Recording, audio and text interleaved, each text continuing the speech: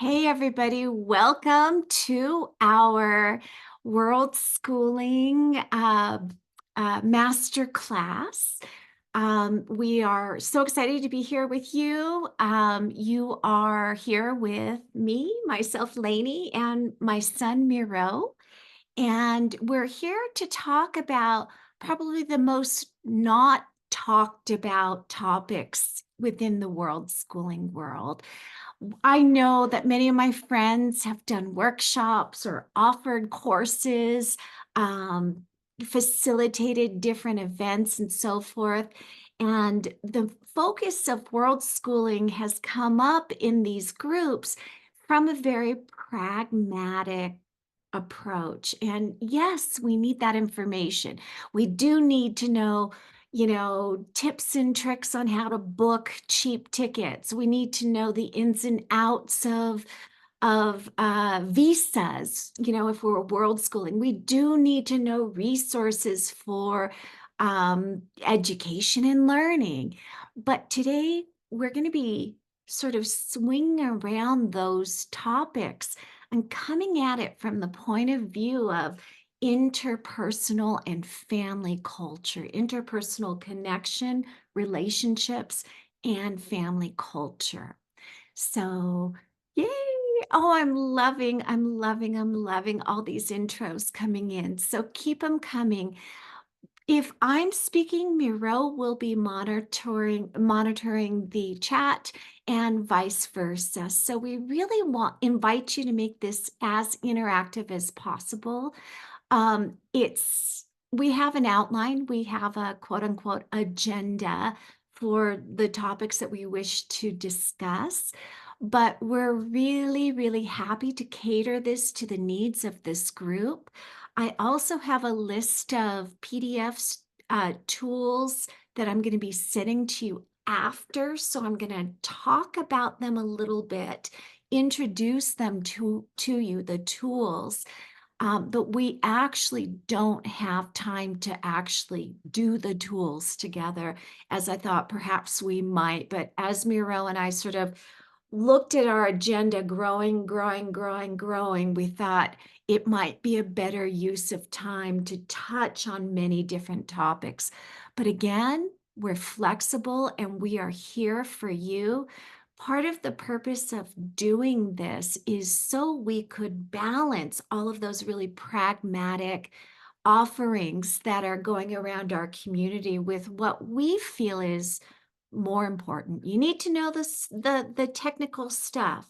You need to have a grasp of budgeting and travel and seasons and visas and timetables and school, and you need to have a grasp of that. But if your family is focused on many different ways of seeing the world and nobody is coming together, um, your world schooling journey is going to be cut short. And I absolutely believe this wholeheartedly, because the Mhm. challenges that you're going to come across, as long as the interpersonal family connection and family culture piece is strong, it's a team. So I'm going to be talking a lot about the what I call partnership parenting, and I'm going to get into that in just a little bit. But most of the stuff that we're talking about is framed from that. But before we do any of this stuff, we composed a bunch of questions, and we'd like to invite you to write down your answers because it's important to know your starting point. I'm not going to ask you to share your answers, but this is for your own journey. And if you're here with a partner or a family member, please, everybody write down your own answers. And after the call is done, and you'll have plenty of time to review the call, the recording will be yours forever. Um, so, you don't have to actually share anything with this group. This is for the purpose of and benefit of your family. So, well, how do you want to do this, Miro? Should we ask the question and paste it in? And I don't I know can if, do it. I have the split screen open, so I can do it pretty quickly. okay. So what I'm going to have you do is if you can answer those questions on paper or digitally, and we're only going to spend 10 minutes on this because when we start talking about this stuff, you're going to recognize, oh, my position before exploring this was this. And I wonder how the rest of my family feel.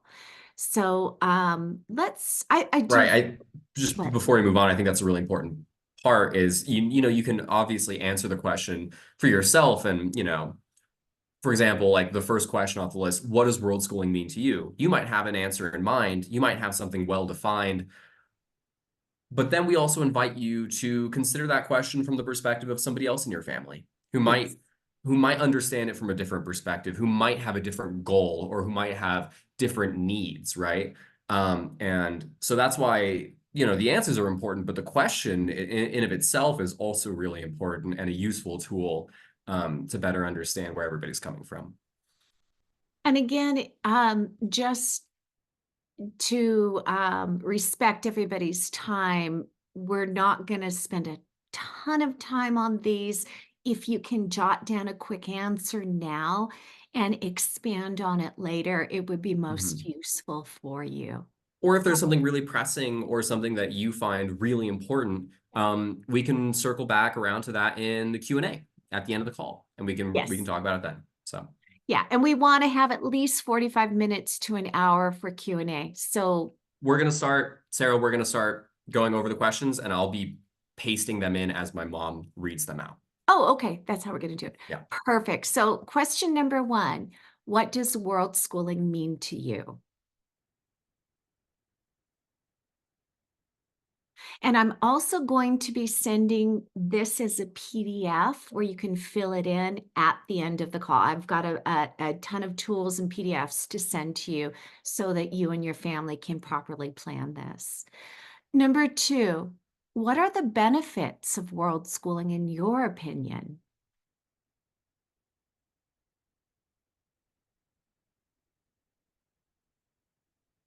So you don't have to bother at writing the questions down on your paper. You'll have that as a follow-up.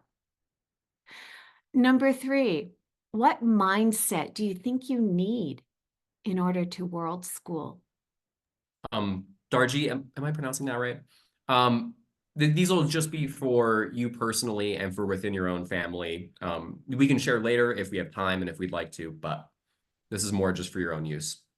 Yeah, because we want to know again what your position is going into this workshop, or you want to know. And after we have lots and lots of conversation about these things, your positions or ideas may shift. And that's also beautiful to acknowledge.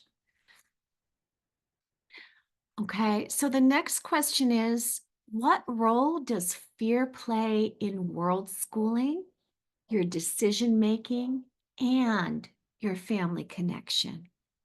And I know that's a heavy question for many people. So do commit to coming back to that if it's something that you can't just answer quickly on paper in this moment.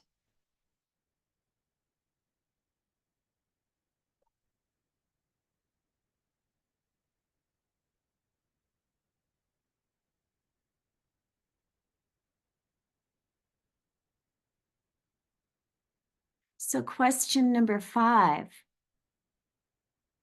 what does education mean to you and your family?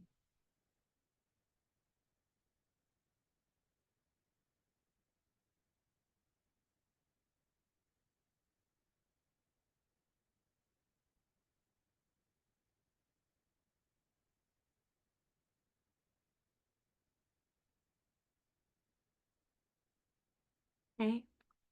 Question number 6, and please do make sure that you ask your entire family this question. What educational goals do you have for your family?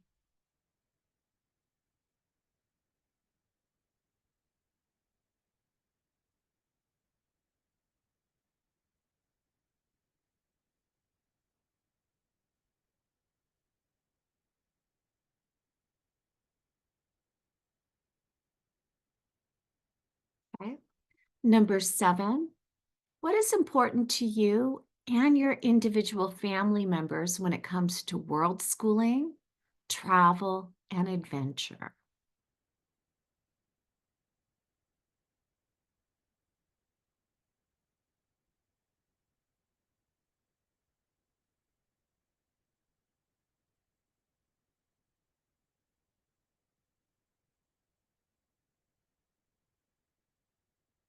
Number 8, what are some of the things you wish to create for your family?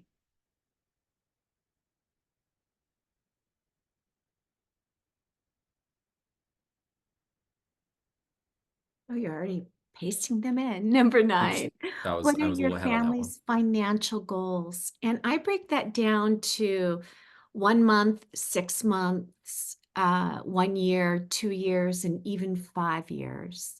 So I think it is important to commit to paper what your goals are.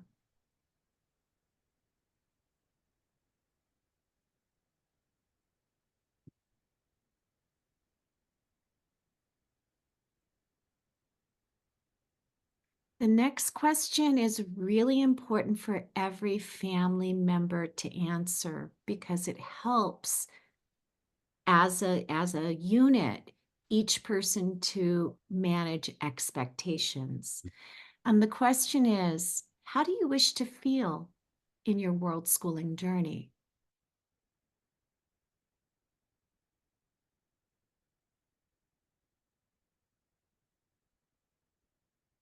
Just a couple more, guys. So the next question,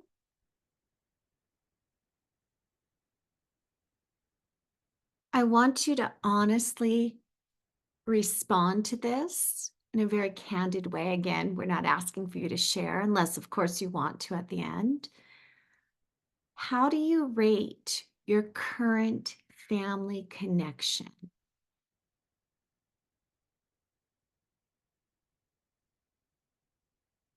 And then the follow-up is, how do you wish to experience your family connection?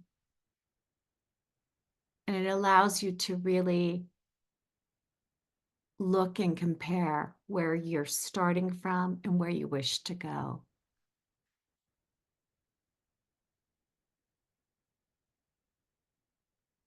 And there are only 2 questions left.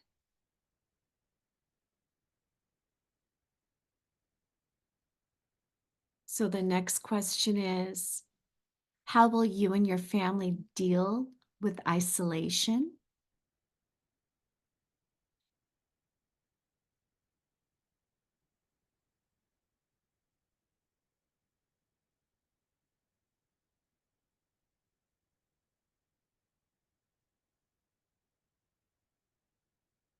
And number 14, which is our last question, describe your family's social needs. Which isn't actually a question, but it's all right.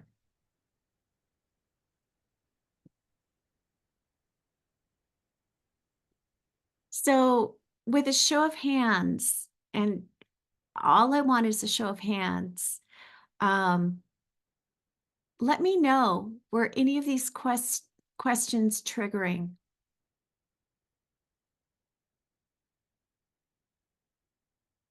Okay. Okay. We have, and share what you want to share. But if they are triggering, it just shows that there's some space to work and explore there. And thank you. Thank you so much for your honesty. Yeah, sometimes questions, just looking at the questions and recognizing that we're committing to answering them can be triggering or feel um, like an imposition or we have some resistance. But I would just say step into the discomfort of all of it and see what's there.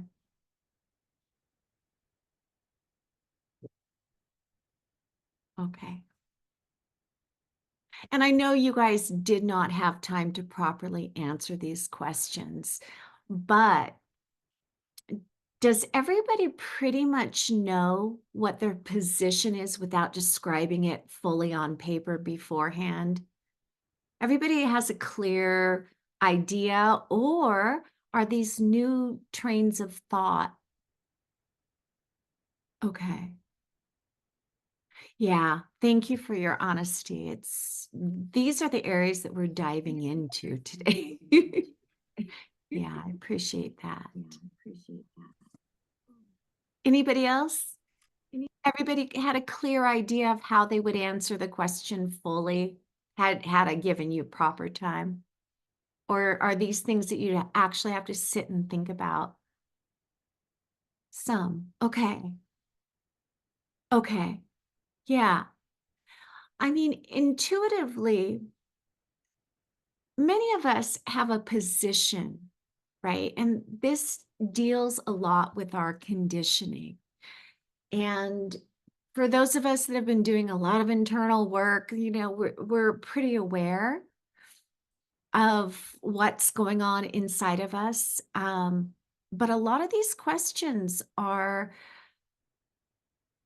well, every single question is super important to the world schooling journey, but a lot of these questions can be new for many, many, many families. And until you know what's coming up for you, we can't actually address it. It's like there's a program playing in the background, right? If the program works against what our goals are, then we are in conflict. And if we are internally in conflict, our connection with those in our family are going to be rougher, right? It's going to be a lot more strained. And we have that invisible hand working against us. And these are the things that we're trying to use tools to pull apart, to create some sort of congruity in our family. So I talk a lot about partnership, and partnership parenting is what I tend to call it. This triggers a lot of people. I'm telling you, this term itself, which nobody is besides me and maybe a few other people are using the term. It feels better to me, and I'll tell you why I'm using this term in just a second. But it tends to trigger a lot of people because our cultural belief is, as parents, our job is to raise our children. We are responsible. We control them. Did you hear that languaging? We are responsible. We support them. They must do what we say, and we are in charge. And the term partnership challenges some of that. And so people are generally turned off by that term. And I'm noticing a lot of resistance when I talk about this, at conferences and on lives and, even written, right? I get a lot of pushback on this. Um, but I want to first explore what I'm talking about. And I want you guys to think about it from this perspective. Imagine two adults in business together, right? So one adult is, let's say, the creative person, and the other adult is, say, the business person, right? And there's always crossover, but just for this example, we've got our accountant, very business, pragmatic minded person, and then we've got our creative person. Both of these people together bring skills that are really important to creating a particular business. Does it mean one is more important than the other? No. Does it mean that both of them are important in the main goal that you have together? Yes. And you have to figure out a way to work together. And because one person has different responsibilities, different skills, different you know, uh, talents, different ways of approaching things. It doesn't mean that the other person, if you're in partnership, should partner and do the exact same things that you're doing to make it equal. So we're not talking equality, we're talking partnership, and there's a big difference. So now I want you to bring, so are there any questions about the way I'm describing that? Does that feel pretty straightforward and clear? Different people do different things in partnerships, is basically what I'm saying, right? So bring that into a family format. And we know that the accountability and responsibility from a parent generally is to be the breadwinner, to earn the money, right? We know that. We know that. That's one of those roles that you take on as a parent, right?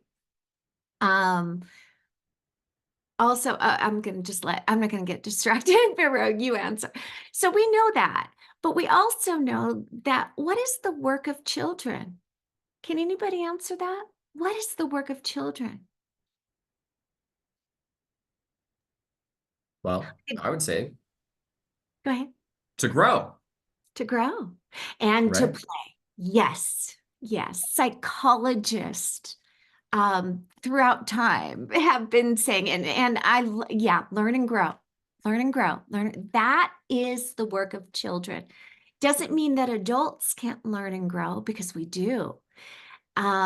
It means that if children are doing the work of children, that becomes their role. Is it more important than the work of an adult? No. Is it less important than the work of adult? No. Is it what? But it is the work inherently of the child themselves. I mean, as the parent or as the adult, you can't grow your kid for them, you know? Yes, this is so true.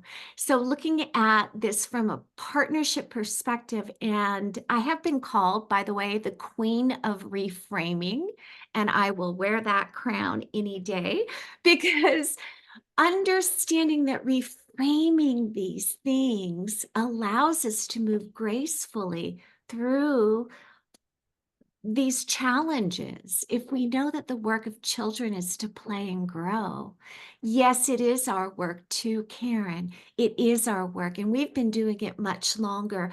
And I urge all the adults that I've come in contact with and work with to find that playful place inside of them and let that be nurtured through the act of parenting, because a lot of times parents or adults lose that aspect of themselves. So look at this beautiful partnership. To play and grow from a child will help the parent. We need it in many, many instances to maintain our natural curiosity, our sense of playfulness, and our sense of learning as a lifelong learner. Yes, yes, yes. That is reframing the parent-child relationship. And that is really at the foundation of what we're talking about.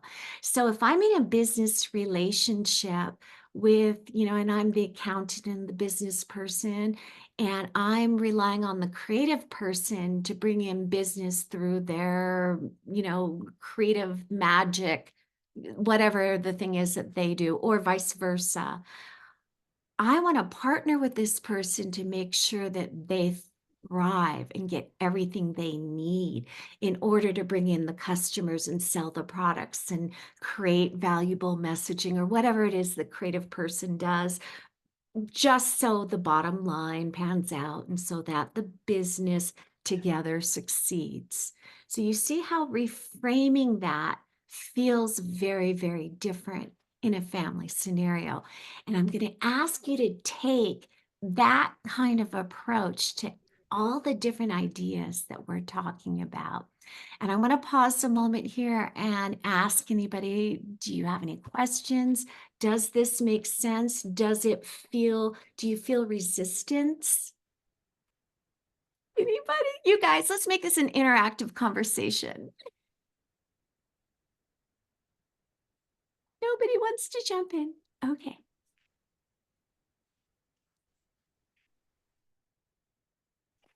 Oh, yeah. All right. Oh, I can say something. Let me just pull over. Okay. Okay. So, yeah. Oh, okay. I'm here. Hi, I'm Tupelo. So yeah, I totally agree with that because, you know, I still I need to play too. Like I Yeah. still like playing games and Spud and I love all of that, but anyway, I guess it depends on the person's living situation, but like in mine, it requires a lot of help and work. So this partnership idea is really important. Like who's gonna, take responsibility for certain things that need to get done for a functioning family to eat well, keep things in order and, allow a parent a little bit of time for, you know, exploring how to facilitate your child's needs. But the play thing, like for us, has always been like number one important to me. It's been lacking. So, um, there's not a good balance of work play. But ultimately, if I could just make everything just this huge, playful adventure, that's what I would love so much. It's just that Yeah. like our I hear life you. and also in Yeah. bigger families, it requires, teamwork and partnership. So, That's what we're and talking about. But yeah, initially, when I talked about the work of children, this is a big generalization. I get that. But most parents that are just new to this belief system of partnership in a family as a part of the family culture don't believe that the children actually have something of value that is important to the family culture. They just believe that their kids, and Western culture really dictates that we open up the child's head, we pour in our values, our information, all of the stuff that we want our kids to quote unquote learn, and it's their job to follow those directions. And I'm saying let's throw that on its head. There's a wonderful book that I talk about quite often called The Continuum Concept, and it helped me to switch my perspective about children being born, humans being born. The belief is that they're born whole. In the who here have you guys read The Continuum Concept? You guys know this book? Yeah. So the belief generally is children are born whole, and as parents and community, it is our job to facilitate the them that they already are. And that switches the Western perspective quite a bit. And a lot of parents, especially parents of young children, have not really acknowledged that children have a job. They have a job to be children, right? To be themselves. And that is super, super important, right? And so I'm just helping you to switch that or reframe that belief that there is. I mean, we know we love our children. I love my son dearly. We know that our children have value, but in terms of a partnership, a lot of parents have a hard time wrapping their heads around what is it that they bring to the table. And they bring a unique, fresh perspective, right? They bring the sense of play. They bring the wholeness of the family unit. And it's equally important, but it's not equal work. It is in partnership. So it's about our adult perspective to reframe that. Now, teens, obviously, those of you that know my work, you know that I can talk volumes about teens. I can talk about teens and you won't be able to shut me up for 20 hours. So yes, teens do play, by the way. Play is still important, but it looks very different for adolescents. And a lot of times, and a lot of the teens, and Lee, are you still here? Yeah.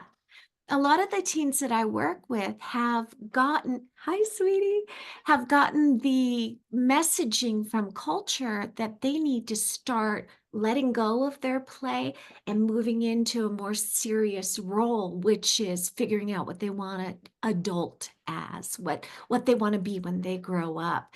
And that's very, very dangerous. That, I mean, who here has met an adult who has lost every sense of play. I have. And it's horrible to be around them. There's no smiling, there's no joy, there's no joking, there's no playfulness. We do not want that for our children. And yet society is giving teens, adolescents, these messages that they need to shut down their play. And this is why partially video game playing, which is independent play, independent meaning self-directed, self-motivated play, not directed by the parent to say, okay, go, be in this sports or this team sports. This is the teens themselves able to escape in a world of play. Play is the gateway to creativity, to problem solving, to trying on new roles. Play is so important from an evolutionary biology perspective that, I mean, this is what puppies and baby lions and tigers do. They play in order to figure out how to become an adult. So when we expect our adolescents or teens to stop playing, we're really hurting their development. So we need to encourage that. And I hope that answers your question about your 14-year-old and the sort of level of play. It just looks a little different than play at 12 or at 10, at 9. Yeah, Karen, jump on in, hon. Karen, you're mute. Oh, dear. Oh, I was just gonna say, I love that you're addressing this because play is one of those things we talk about all the time. And especially when it comes to things like video games. We have a running joke in our household because my husband and I, grew up with our parents saying, get off those video games. Nobody's ever going to pay you to play video games all day long. Well, that's not the world we live in anymore now, right? And so we joke with our adolescent now when he's off playing video games all day. Oh, he's job training. In fact, we were literally just reading an article about a school in Florida that is planning the renovations for their esports teams. And their esports coach that's outfitting a $500,000 game center in the classroom so that they can teach the children how they can learn and play with the video games. So I feel like more than saying you have to stop playing and start working as if they're opposite ends of the spectrum, really it's more exciting to have fun playing, to explore what it is you enjoy, and ask yourself, ask your child how they might like to use what they love, what they enjoy, to contribute to the world around them. Because that's the way of the future. That's the kind of creativity that is expanding the job market and the career fields in ways that we're not even going to be able to imagine right now for them a decade from now or 2 decades from now or whatever in the future. Yeah, thank you for contributing that. I want to, before we jump into, sort of these side journeys, I want to jump back to what we're here to talk about, which is really world schooling and family culture. And Miro, you want to just talk about what the very first bit that we wanted to share, because it's important to make this as a statement.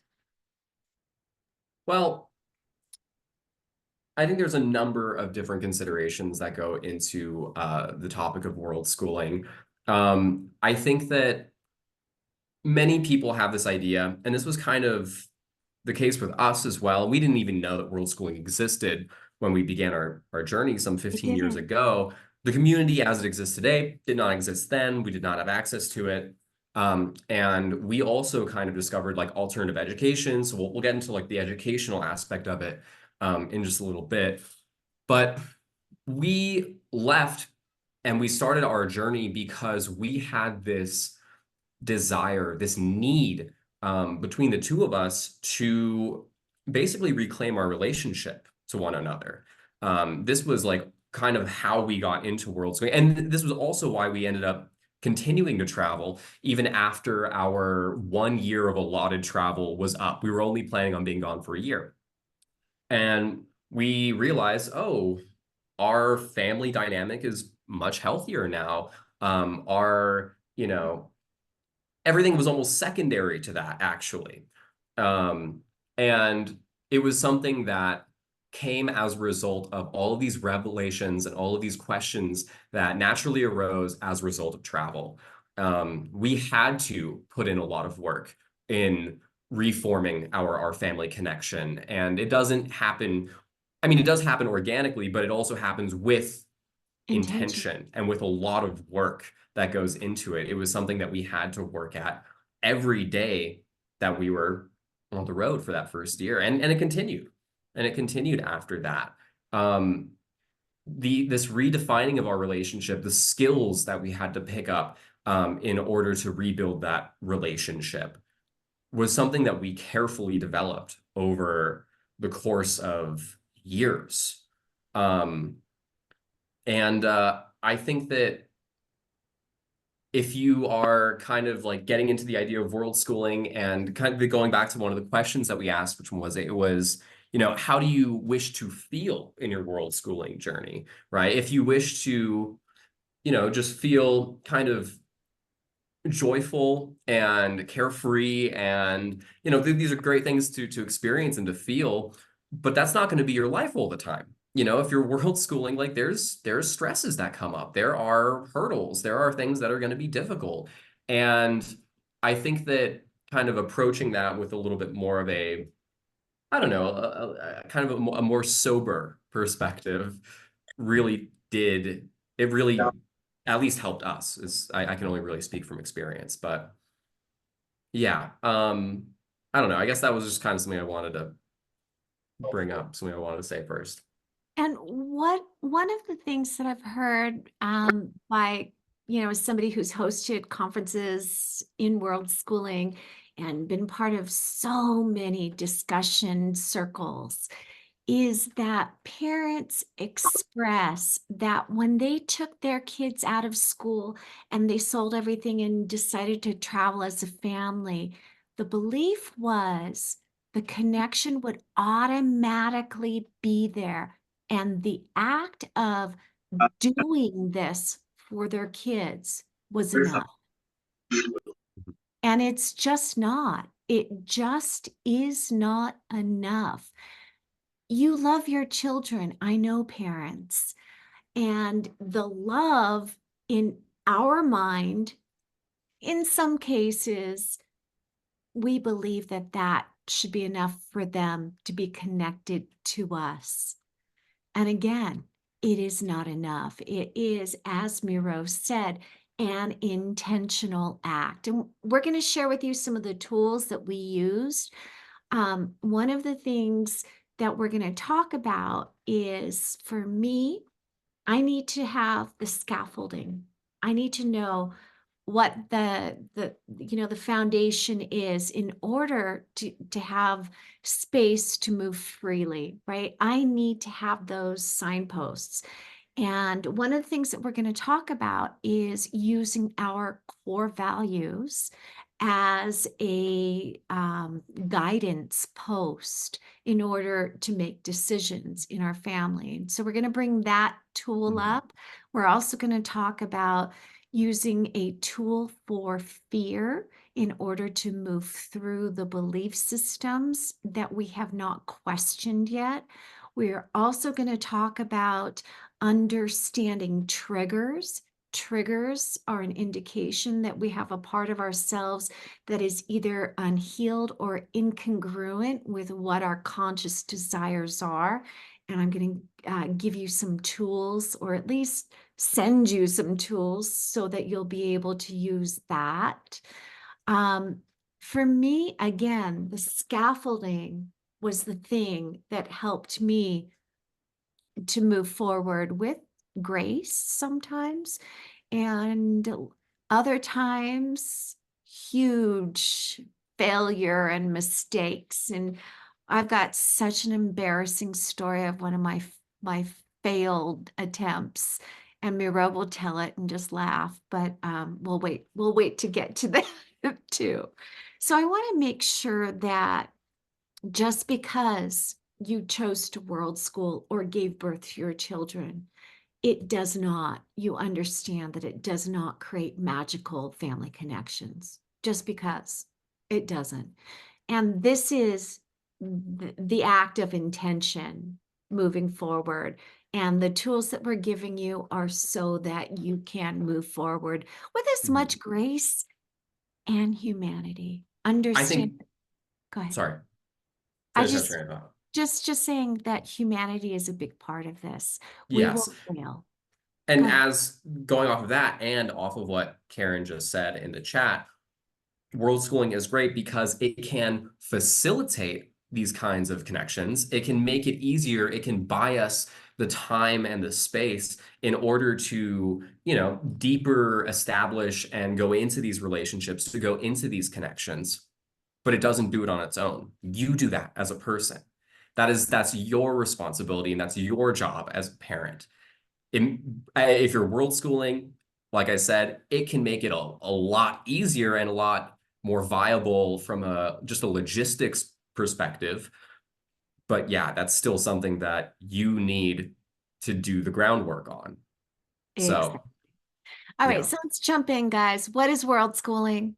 Everybody here has probably a different definition of world schooling. And how many people are there on the planet? 4 billion or 1 billion? I don't know. How many people? 1 billion. I don't know. I'm so bad with It's about like numbers. 8 billion-ish, right? 8 Somewhere around billion? there. Okay, so if you asked 8 billion people what world schooling is, the beauty is you'll get 8 billion answers. And diversity, the diversity of world schooling and world schooling approaches is as many as people, it's as diverse as we are as human beings. I hate to use the same word in the sentence twice, but we have some general foundational, sort of approaches to world schooling, which is using the world as our classroom. That would be a very simple way. But how does that look for each person? Each person will have a different perspective. So understand that when somebody says you must world school in this way, don't believe it. Don't believe it. You must world school in a way that works for you and your family. And you have permission from Miro and I right now, today, to do it your own way. You didn't need our permission, but just acknowledge that it's going to look different for every human being out And there. that being said, it'll also, as I mentioned before, it'll also probably look slightly different or sometimes very different between just you and your children or you and your partner, right? I mean, you might even within your own family have some pretty serious, divergences in definition, which is why it's important for you as a family to decide as a family how you want to move forward and how you want to go about it, right? Because when you travel, what's the saying? Like when you travel with a partner, when you travel with somebody, that's when you really get to know them. The same is true when you're traveling with family and I would argue like travel just amplifies any kind of interpersonal hang up or bits of friction or resistance. And if there is an incongruity or if there is like just a difference in opinion on what it is that you're doing and a difference in goal, when you're on the road and doing it, that micro splinter in your difference in opinion from your kid, from your spouse, it will blow up. It will get so big and it'll feel like it's out of control, which is why it's really important to find the best middle ground that works for your family, right? And that's oftentimes easier said than done. But it's a conversation that needs to be had because If not, I mean, the whole thing is just going to implode. Yeah. So if you guys haven't noticed so far, we're talking and advocating for cultivating a very strong connection of communication in your family unit. That is the foundation of all of this. So I just want to make sure that you guys recognize that. Um, and the thing that goes along with what is world schooling, and by the way, you can world school without traveling. So not only we've been talking about traveling as world schooling, most people adapt a travel lifestyle of some sort or incorporate travel of some degree or some, style as part of world schooling, but world schooling can include those that are not traveling, and it could be cultural immersion in your own country with people from other places or whatever. I mean, it can look again very different, and I just want to hold space for those that are that have some that may be disabled or have different challenges traveling. You can still be a world schooler. And I just want to make sure that the diversity of definitions is consistent. It's consistent that we are diverse, And that leads us to, and we'll come back to number 2, Miro, but that leads us to a really important question and approach to world schooling that we cannot overlook. And the question is, what is a world schooling mindset? So I'm going to put that out to you guys from just the little that we've spoken about it. What do you think a mindset, a world schooling mindset looks like?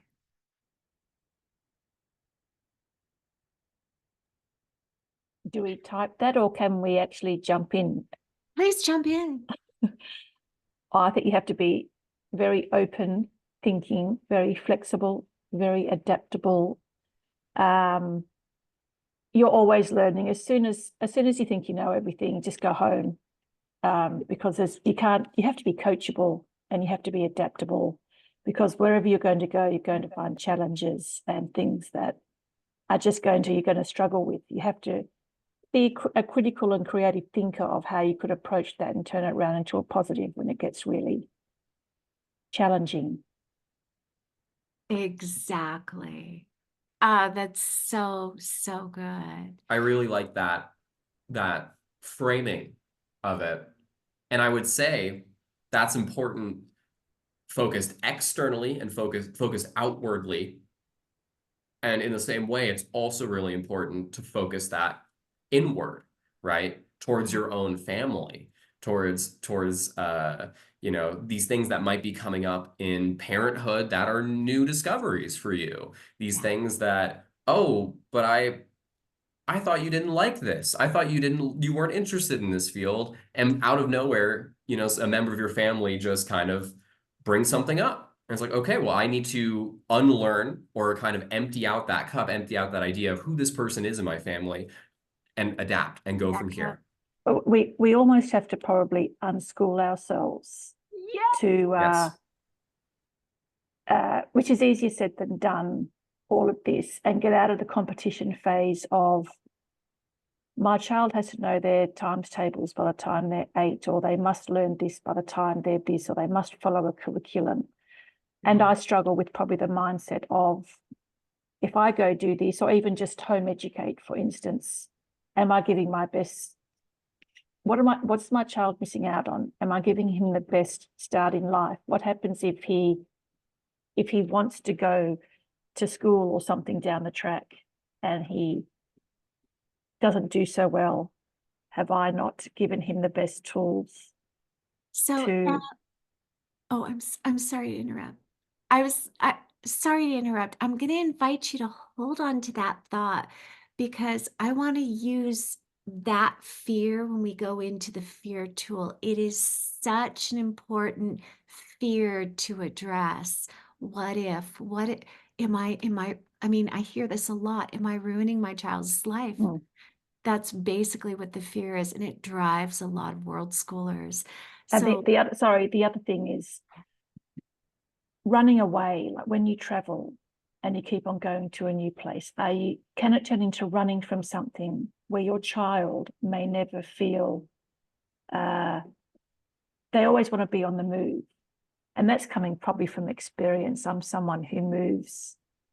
I'm just someone who's very active, but I'm also someone who probably tends to not run away, but maybe walk away and want to do something new rather than face the challenges head on. That if you world school and you travel a lot, are you running away from something? Like, is it good to put down roots or something like that? I don't know. Does that make sense? Yeah, I think that one thing I've noticed a lot, and this isn't just in parents and world schooling parents, this is just kind of a general attitude, but I think I've identified this fear that people have when they see something and they think, oh, well, this is how it is or how it has been. That means that this is how it will always be, right? And I think that oftentimes, I mean, if you look at me as an example, right? I've been here in Mexico for the last 2.5, 3 years. I've put down my roots here. I've formed a pretty great social circle for myself. And this is all very new to me. I was on the move constantly before this, right? Before I had come here. I think oftentimes we don't really give ourselves the space to redefine and rediscover ourselves and say like, oh, well, I'm just responding to my circumstances and I'm just responding to my environment. Just because I have been traveling for so long and I have been moving for so long doesn't mean that that's what I will always be doing necessarily. Maybe I'll continue to do it, maybe I won't.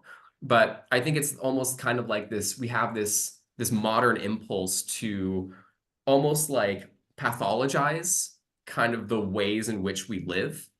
And then we have this fear that like this is all that it will be. Things are constantly changing. I don't know. Sorry. I don't know if No, that. No. that's beautiful.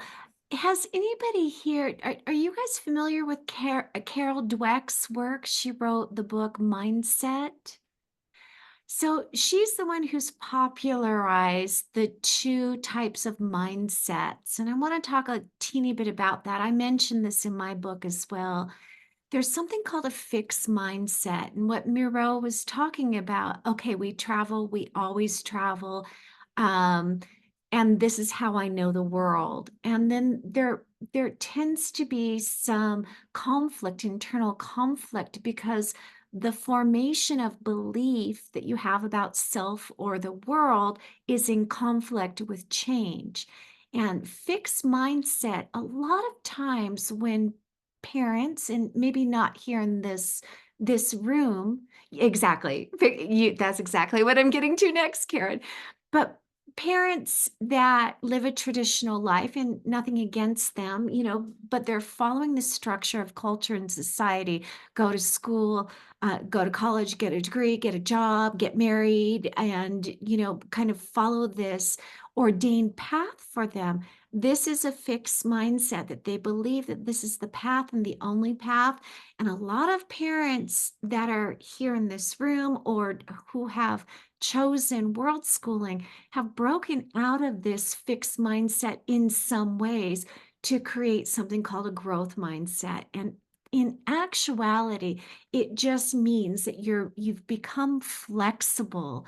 And these are the types of mindset. The growth mindset is what is required of a world schooler, because we have thrown the convention on its head. And a lot of times we do not know what is next. So, how do we, and again, the queen of reframing, and I'm going to pass this crown to each one of you at the end of this call, because you must become the kings and queens of reframing. You have to be able to have a growth mindset, which means flexibility, grit, readjusting, reassimilating, creating space for the diversity that you're going to encounter, not only diversity in the world around you from the outer world, but you're starting to cultivate diversity of belief systems, experiences, and possibilities in the internal worlds. And that makes a lot of people very, very, very uncomfortable. And we've got to learn how to become comfortable with the discomfort of not knowing, the discomfort of being in a stage of flux, the discomfort of growth. If you think of the biological definition of growth, that means creating new neural pathways in the brain. That is growing new ways of thinking. And guess what? Neuro, what's the word? Neural plasticity can only happen with rest. Neuroplasticity can only happen with the acceptance and rest and grace and the non-pushing up against change, that it becomes written into the, the circuitry of your brain. We biologically need to be comfortable with discomfort, and that requires a growth mindset. So how many people set out on the world schooling journey with an itinerary, with a schedule, with we'll be in this country for this amount of days, we're staying here, here's the itinerary, here's our budget, very, very structured and strict. I know there's a lot of people that do that. Yes, you.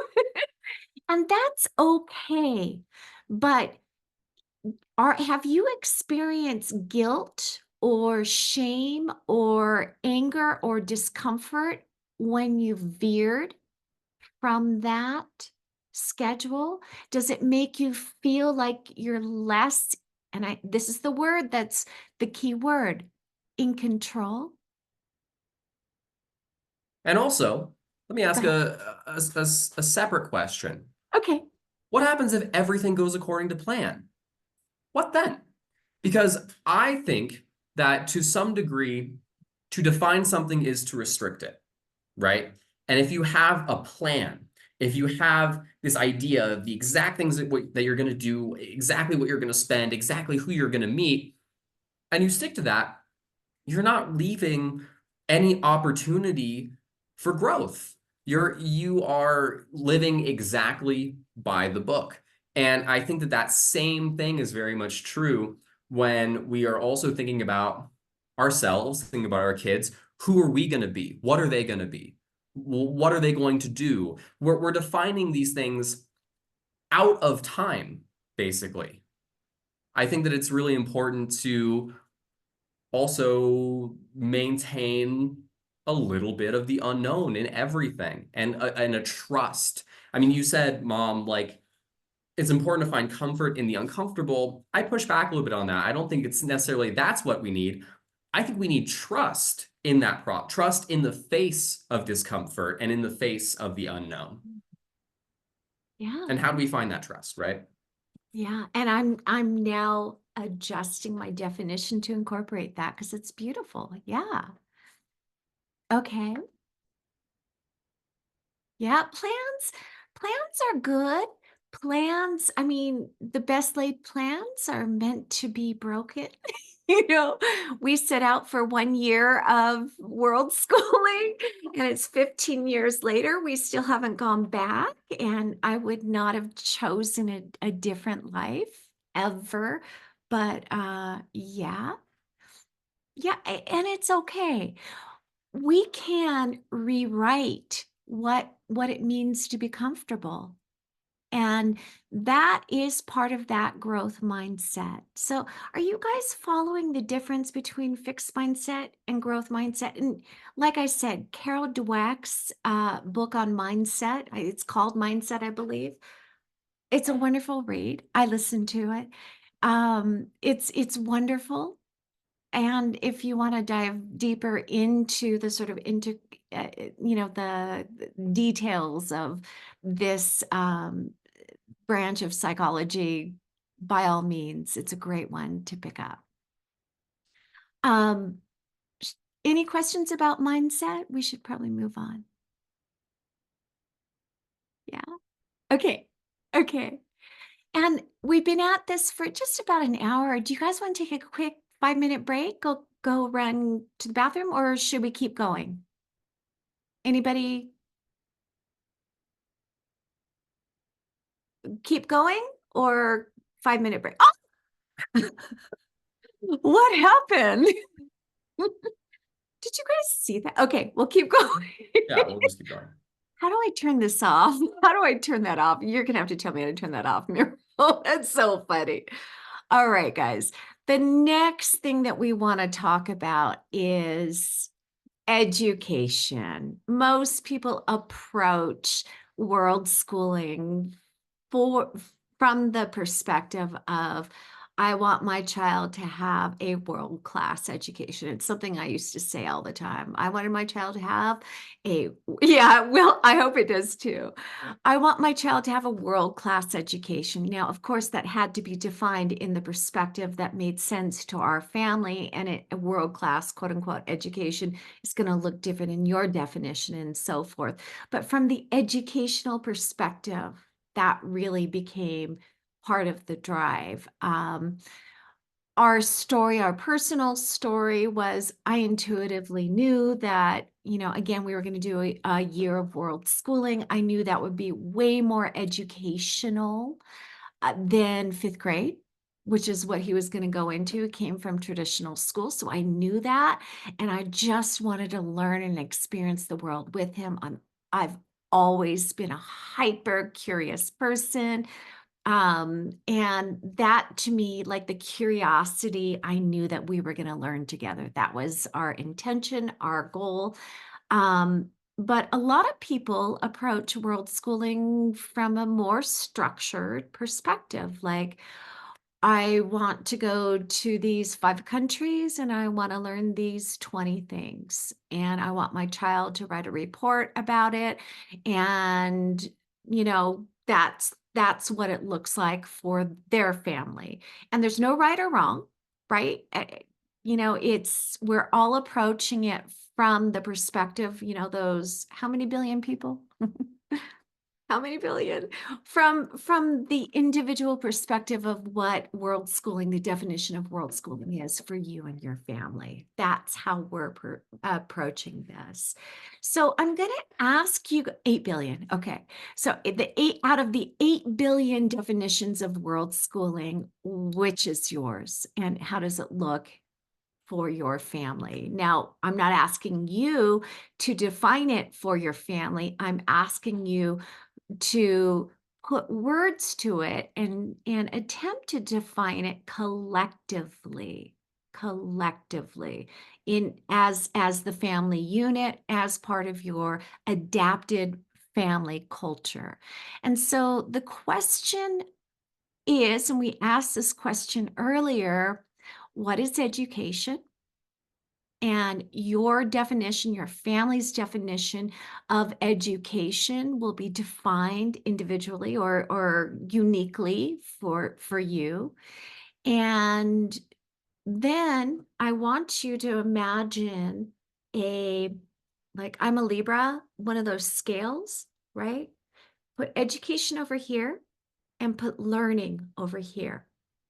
And I want you to play with what you need to have on this side or this side in order to balance those things, because the education portion is going to look different according to the needs and desires of your family. Some families who world school will use curriculum.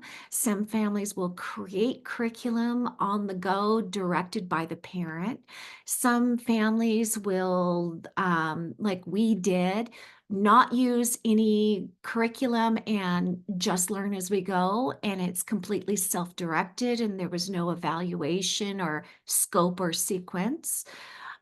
But you do need to know what that looks like.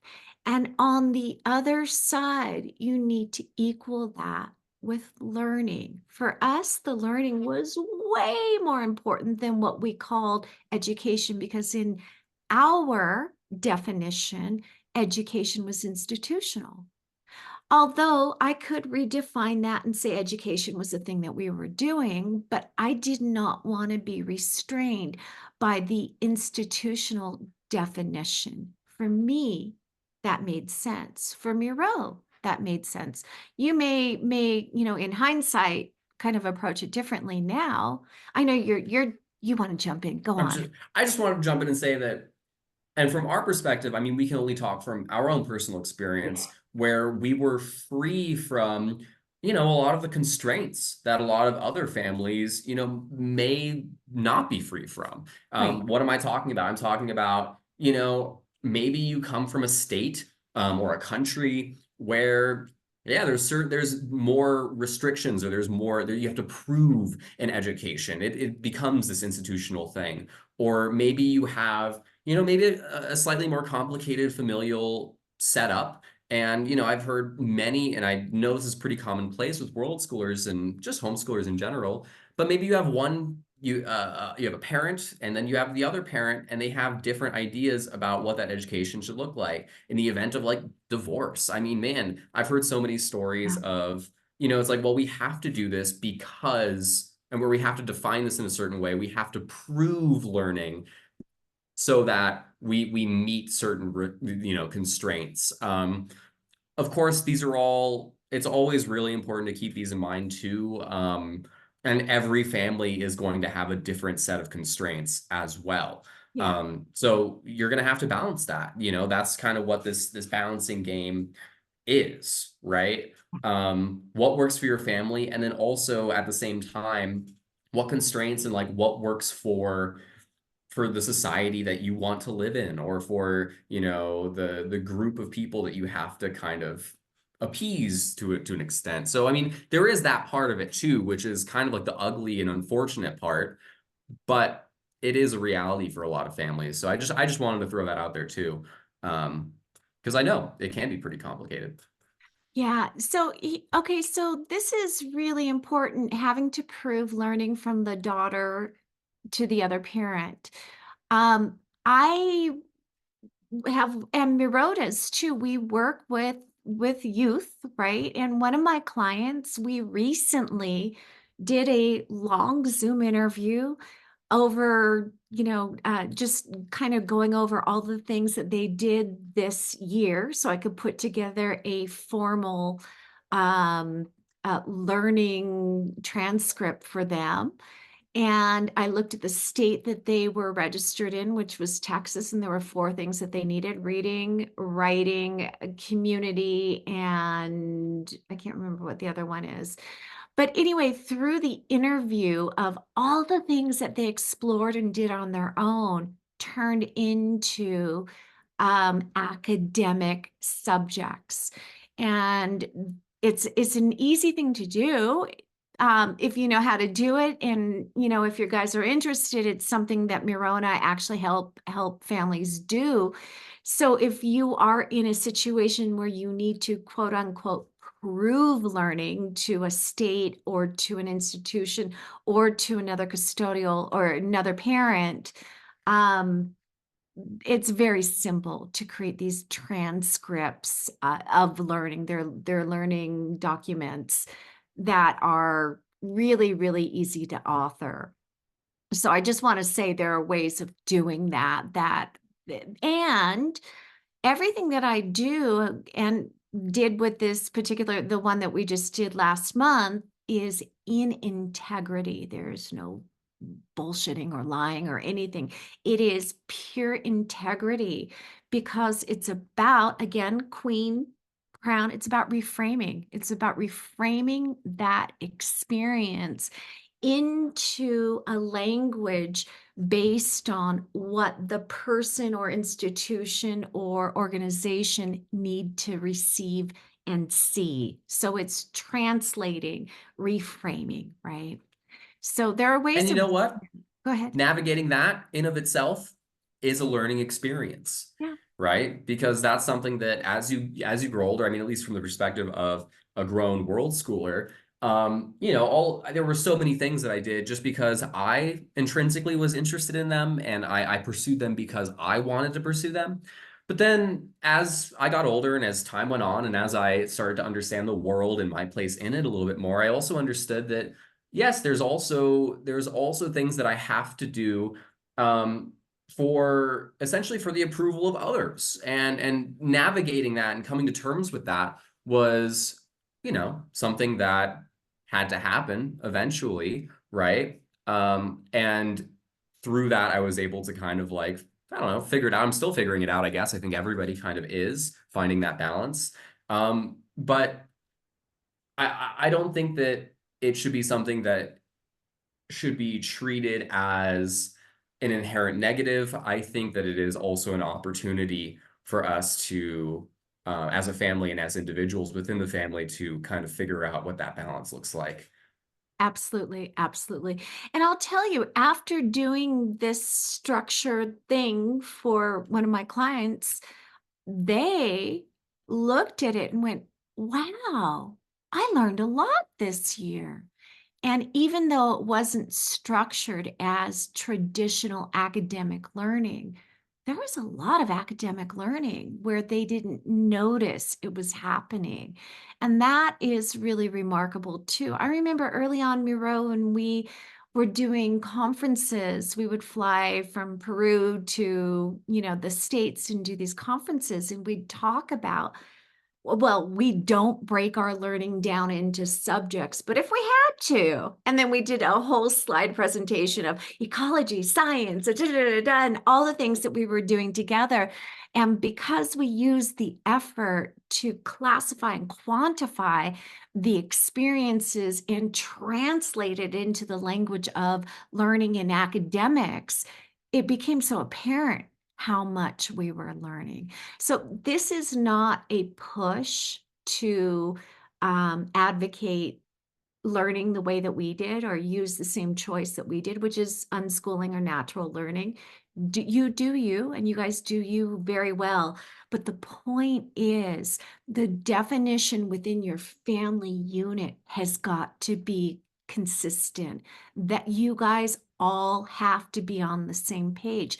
And if you are talking about, let's travel and not do anything, formal learning, a lot of people say, except math.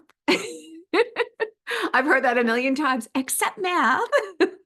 Okay, if that works for you and your family, make it so. And be intentional with the definition, the choices, the processing of it while you're doing it, and then the reflecting of what you did. So all of those things are really important.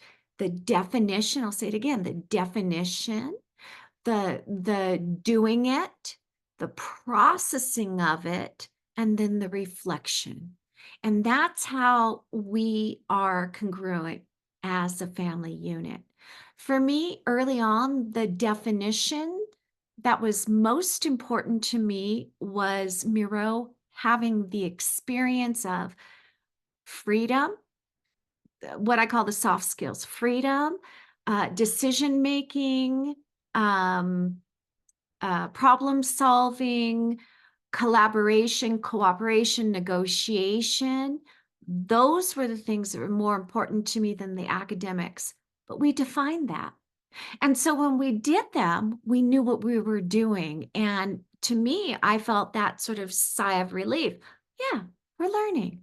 And And whenever we would make Right. decisions as a family, also, it was so much easier to make a decision from an established code, right? Something that we had already had in common.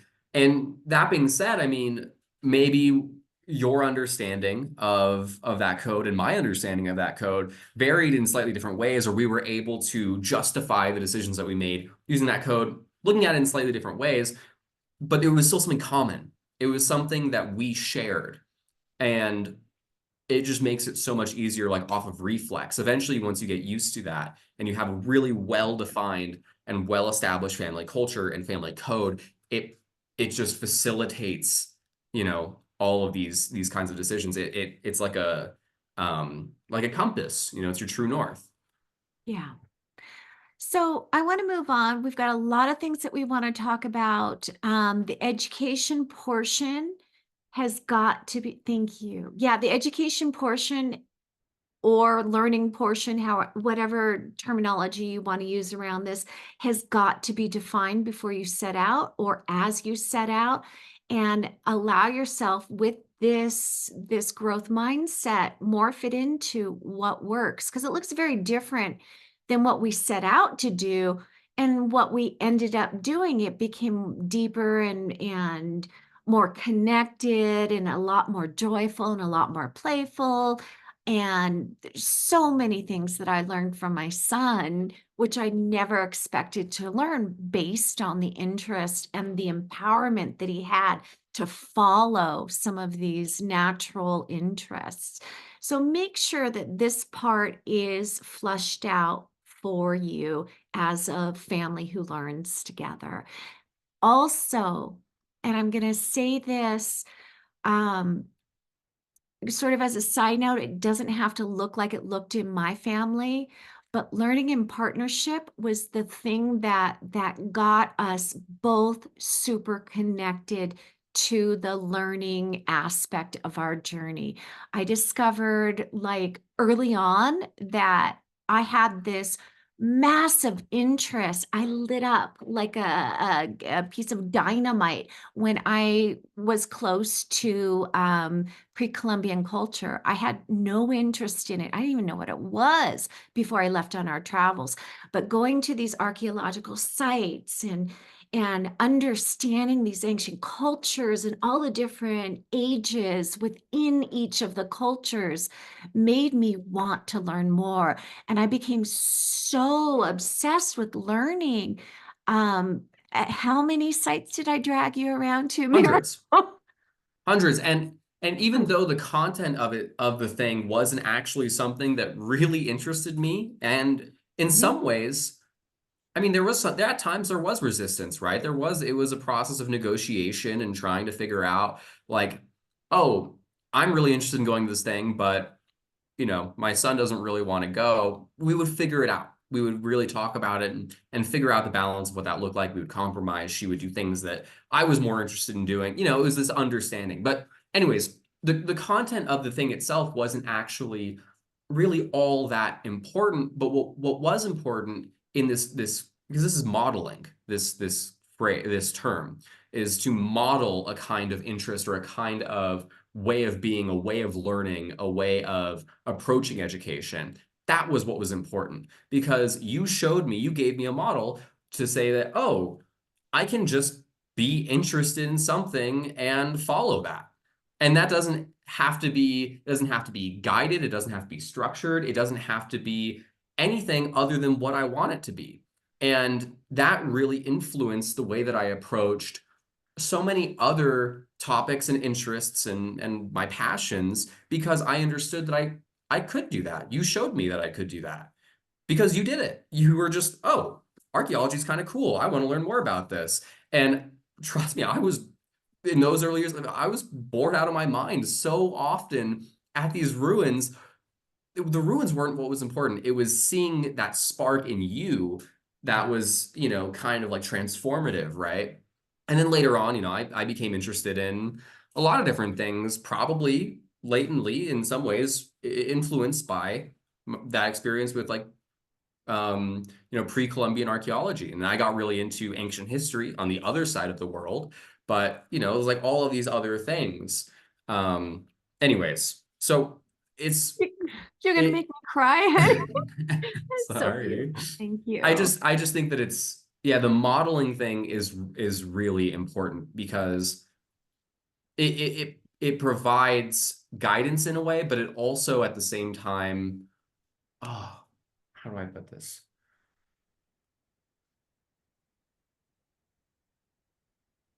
I had it. It'll come back to me. I'm sorry. Okay. Seriously, you gave me tears. Oh my God, that's so beautiful. Thank you. I appreciate that. But that's what partnering, the intentional partnering looked like for us. He was willing to do it, even though he was bored out of his head because, we did all these other things. And I showed up for him with as much encouragement and excitement, even though I was bored out of my head when it came to some of the things that we were doing. And sort of on a side note, I can't tell you how many hours I watched of Minecraft, of you playing Minecraft. Yeah, I was just like, uh-huh, uh-huh, uh-huh. Yeah, okay. Yeah. So anyway, That's like filling the child's emotional tank. Once you fill your child's emotional tank and they've spent a lot of time with you, they're not going to always muck up to get your attention because you fulfilled them emotionally, yeah. is what I hear from what you're saying. He put up with your stuff, which he found boring, and vice versa, but you filled each other's emotional tank and it progressed from there. I could Because not it felt have better. equitable. It was a relationship that felt equitable and it felt really fair. Maybe I had my complaints and maybe I had things that I was unhappy about at times as a kid. I mean, that's always going to happen in a relationship like that. But I never could have made the criticism that it was unfair.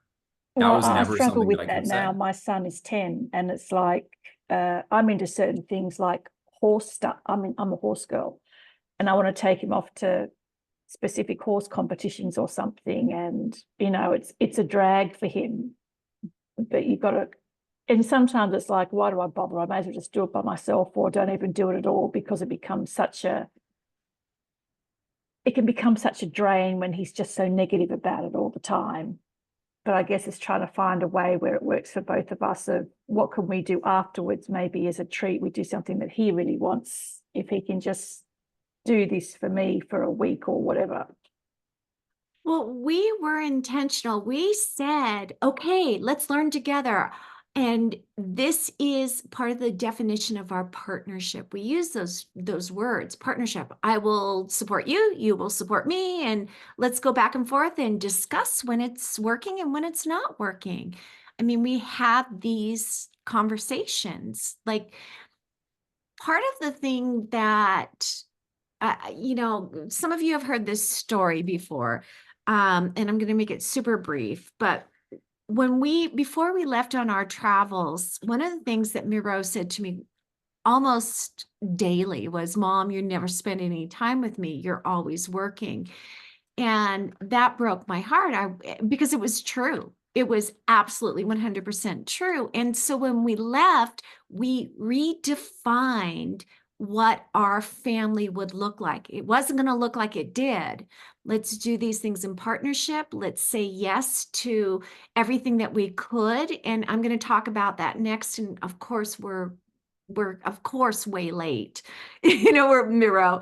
We knew we would be. Let's say yes. Let's be present. That was one of the things that I could not be before. And let's learn together, right? Let's be in partnership. So we made our decisions about our budget together, about where we were going together. We had no quote unquote agenda. Everything, this was our partnership. This was our trip. This was the thing that we were doing together. And so it was very, very intentional. So the learning part, falling in love with pre-Columbian history. Please come with me as my partner. And what can I partner with you on? And those were Well, great questions to have. Well, And and I when also think that Go ahead. goes into a question of responsibility really quickly, which Right. is, I think that even from a young age, I was able to understand, well, if this doesn't turn out well, if this trip doesn't work, if we're unhappy, it's both of our responsibilities, right? And that happens because we both felt a sense of ownership over this experience because we were co-creating it. And so if it didn't pan out, it wasn't like I could just turn around and say, well, you're the parent, it's your fault. It was partly it was my decision making as well that maybe led to an outcome that we were not happy about. And so it was kind of like this shared responsibility that was natural. It was really natural because, well, it was both of us. We both were responsible for it. I don't know. Yeah, Sorry, I and thought the that was important experience to add. when we facilitate trips for teens, for example, that's part of the question. You know, it's like, okay, here's the structure that we planned, and these are the things that you bought into when you said yes to the trip. But we have the flexibility to change almost everything. Some stuff which is prepaid, which we tell our teens, we'll make those changes, but the stuff that we can't, you know, that means we just don't have the budget. So let's agree to, if it's okay, not to change these prepaid things like a trip to Machu Picchu or whatever. You know, we bought tickets, here's the trade. You know, this is why you signed up for the trip. However, this is your experience. If you don't want to do these 4 activities and really want to spend the day with the community in the hostel, resting and playing games, this is your trip too. You're not doing the activities to make me feel better. Like, really, what's the point? You know what I mean? Like, we have a suggestion of things that we want to do and we plan things, but we don't have to do them. And by asserting the power of saying, you know what, you know, that trip to the museum today, we would all rather just cook together and play games and have conversation. Guess what? This is your trip too. Yeah, let's do that. Let's do that. So that kind of flexibility and ownership is so important on a grand scale and on the smaller scale too. Like it gets expressed in all these different ways. And fostering a really robust understanding of consequences at a young age. I mean, but not, I don't mean like arbitrary consequences, like, oh, you're going to do this, so I'm going to do this. I mean, more like, oh, I did this thing and this happened as a result of it.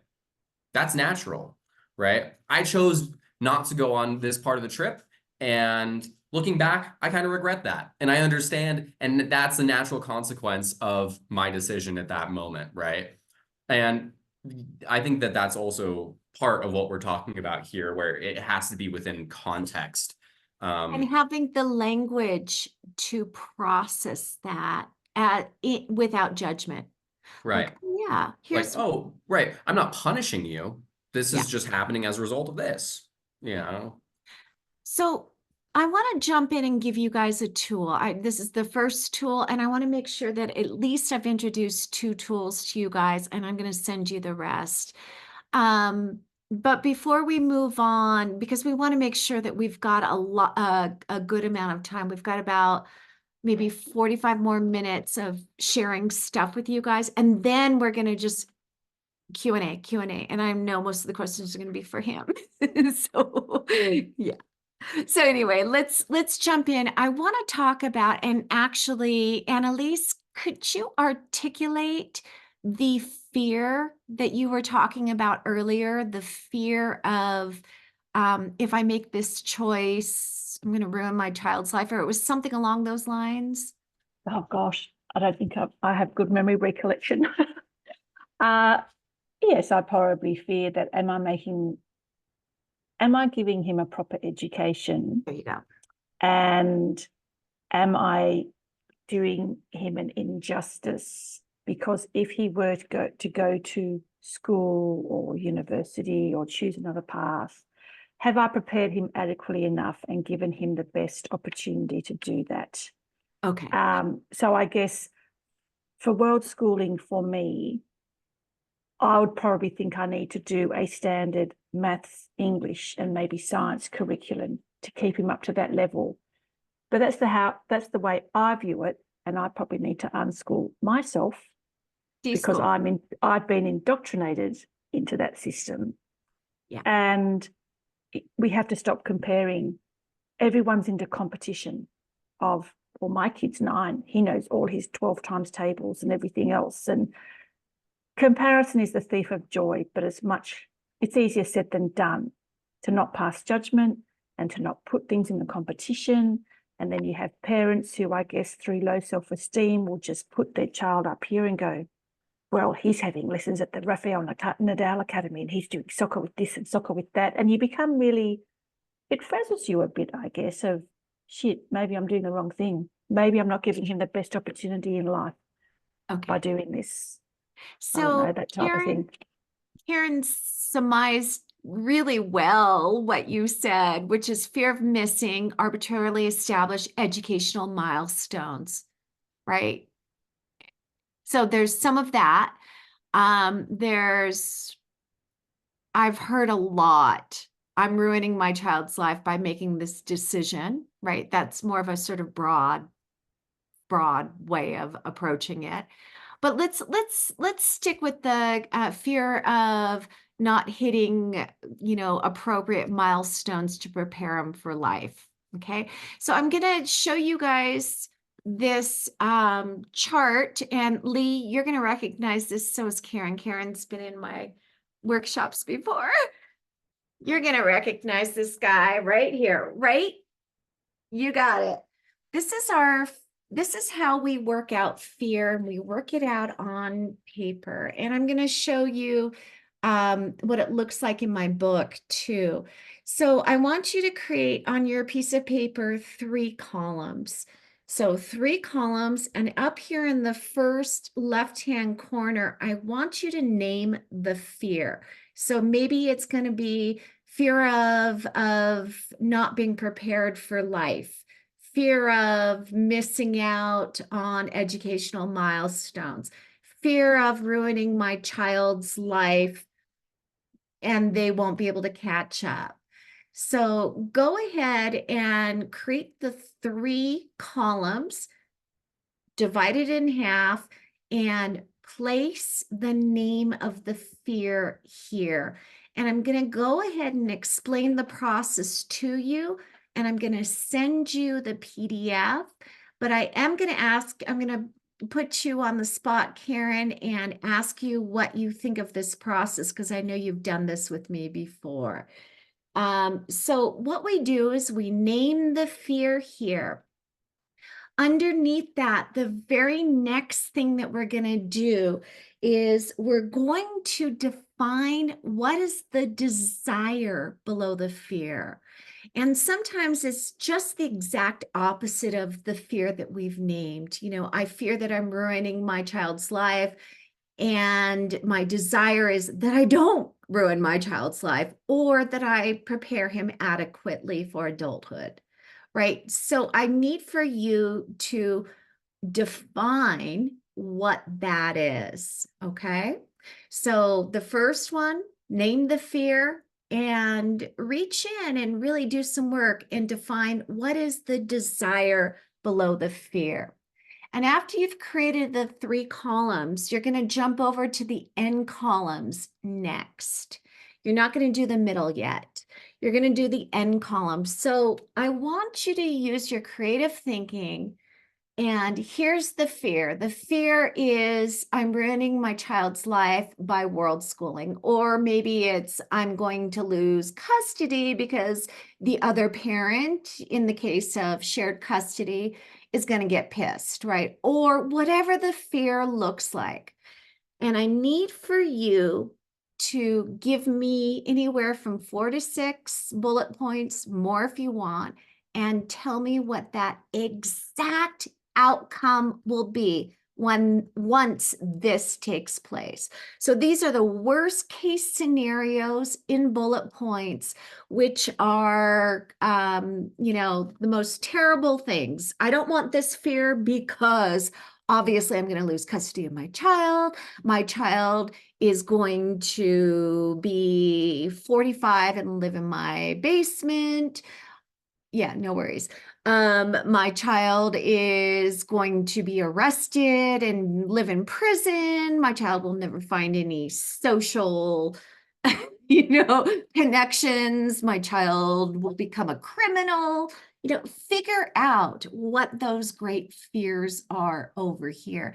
And a lot of times our conscious mind may not be thinking these fear outcomes, but we give ourselves that nod, like, of course, I think that my child's going to end up in jail, but we won't think it or say it out loud. So I'm giving you permission to go with the craziest, most outlandish things that may come up in your subconscious and bring it to the conscious. We are committing to these fear outcomes on paper. It's really important that you do this without judgment, because within the confines and privacy of your own mind, let's face it, our brain does go nuts and we think the worst possible things. I know it happens. And then once you're done with this, I want you to shift your mindset, reframe. The desire below the fear is this, and I just defined that. And now, if this happens, the definite outcomes are he's kicking out Bill Gates and taking over his empire. He is, whatever the thing is, like, I want you to go big. I want you to think about the desire below the fear that you have for your child or in your head and come up with a desired outcome. So are you guys following the instructions so far? We've explained the first column and the third column. You guys give me a thumbs up. You understand this. And you may not be doing this right now because, again, I want to introduce some tools to you.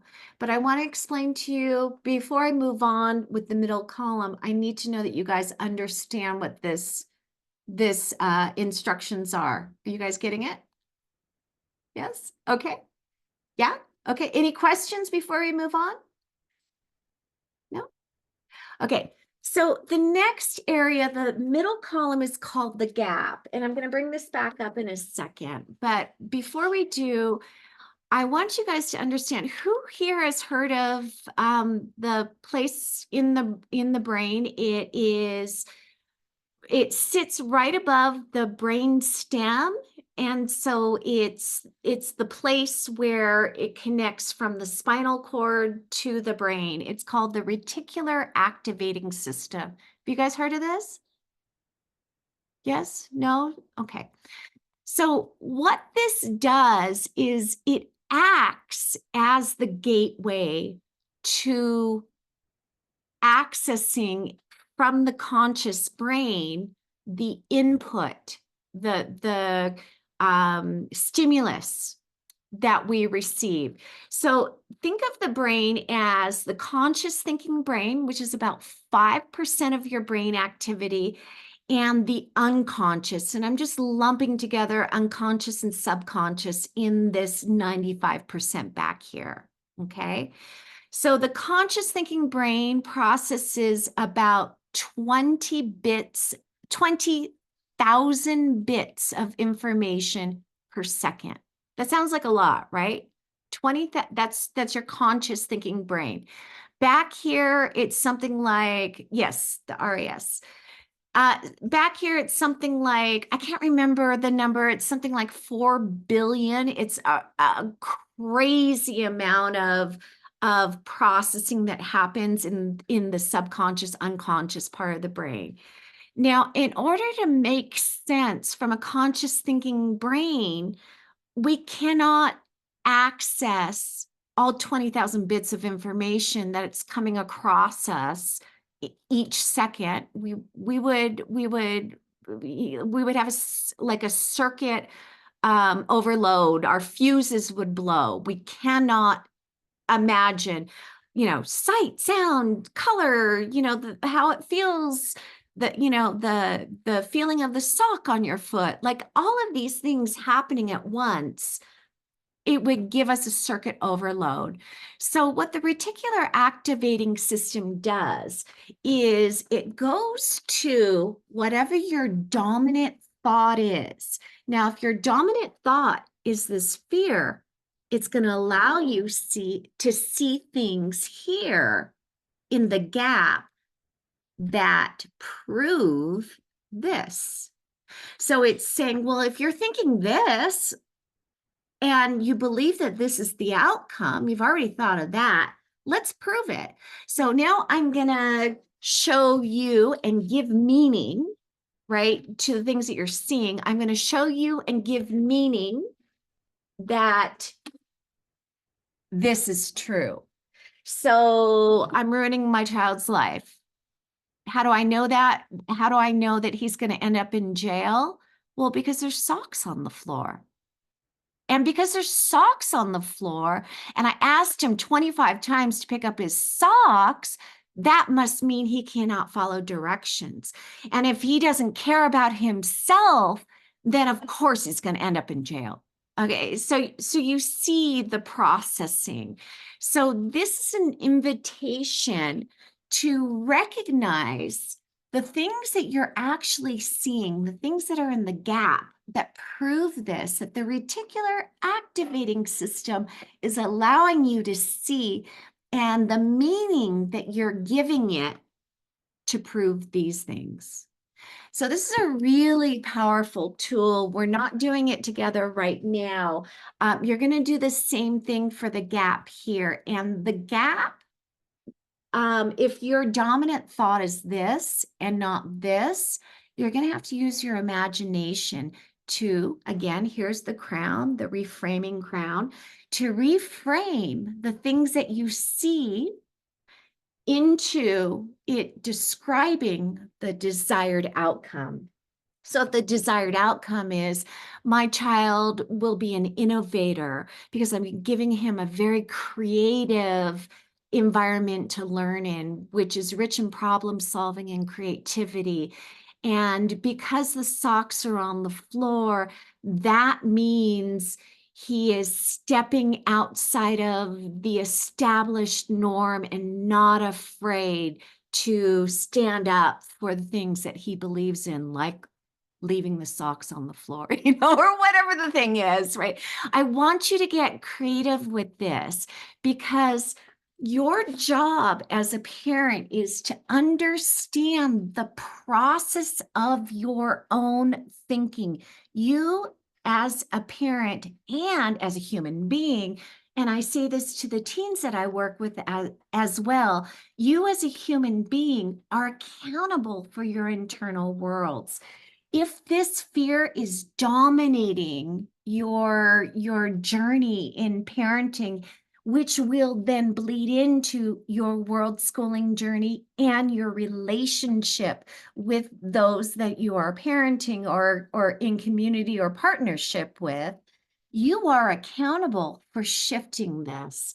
So your dominant thought then will have to consciously shift to this in order to see the desired outcome. Now, it's all about perception, but you know that the things that you fear or the things that you give attention to are the things that you tend to experience. And that is the job of the reticular activating system. So in some respects, when I work with teens, I say that you're hacking your brain. And the teens are like, oh yeah, I get that. Oh yeah, I totally get that. And I've got in my book yet another tool to switch the fear into a more desired belief, which is a dominant thought. And when you do that, you are then changing the function of the reticular activating system. And it feels very, very different than walking through the planet with fear, than walking through the planet with confidence. There is a massive shift in your interpersonal relationship with self and your interpersonal relationship within your family. And that alone is worth the price of this workshop, because that can shift your experience. So anyway, Any questions about this tool? And then I want Miro, do you have anything to add? And then I want to go to Karen, because I know I'm going to pick on you if you're willing. You don't have to, but if you're willing to talk about how this tool, how you've used it in the past. But Miro, you first. No, I mean you are the tool person. I need tools. How many times every time I feel like we have a conversation, it's like, oh, there's a tool for that. Oh, let me show you this tool. Oh, tool. And so I will leave all the talk of tools to you, because I think that there's scarcely anybody more Tool oriented. or tool oriented. time. Yeah. So All right. Thank you for that, darling. I appreciate that. I said part of my journey in life and world schooling, I need that scaffolding. I need to be able to have the tools to move through these really tough things that make me pause. And Karen, did you want to add anything or share?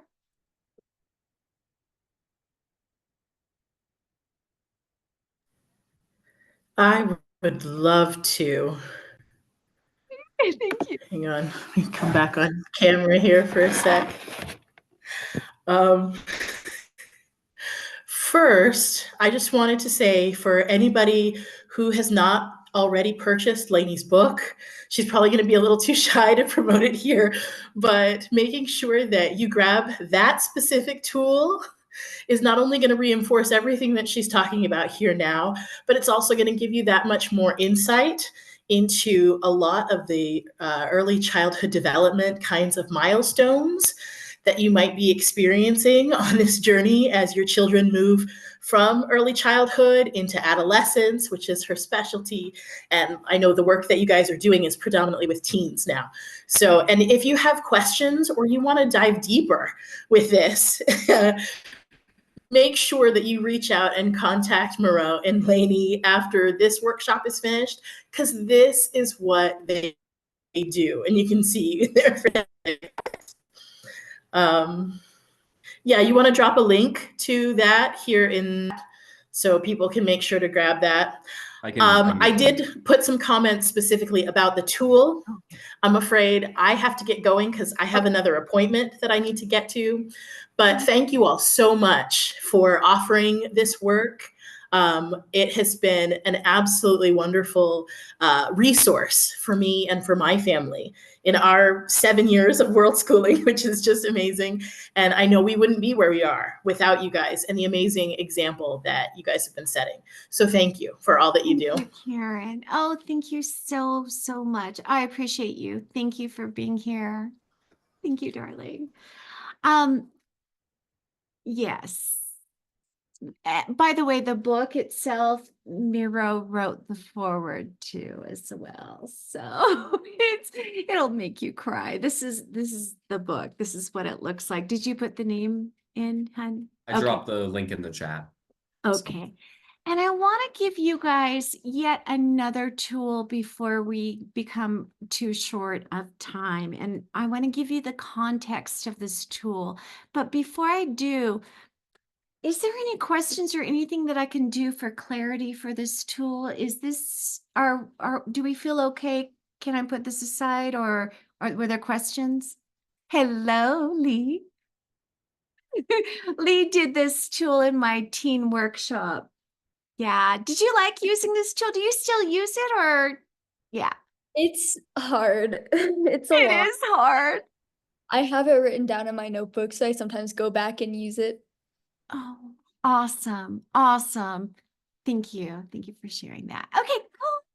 All right, guys. So I'm going to give you another tool, and I'm going to give you the reason why this tool is absolutely a must for world schoolers and for those that are working on defining your family culture.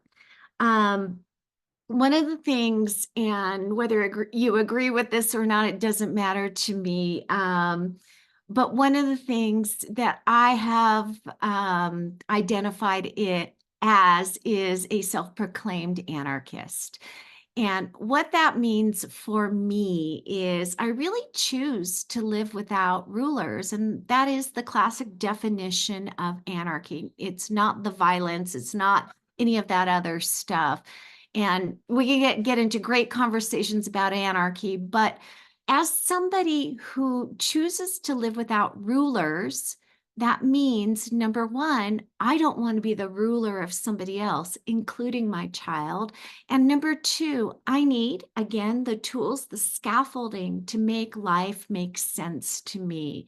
And one of the ways that I've done that has been through a technique that I learned in my 18 years of working in advertising and branding. And one of those tools is defining the brand. And then I brought this into our own interpersonal journey, defining our core values.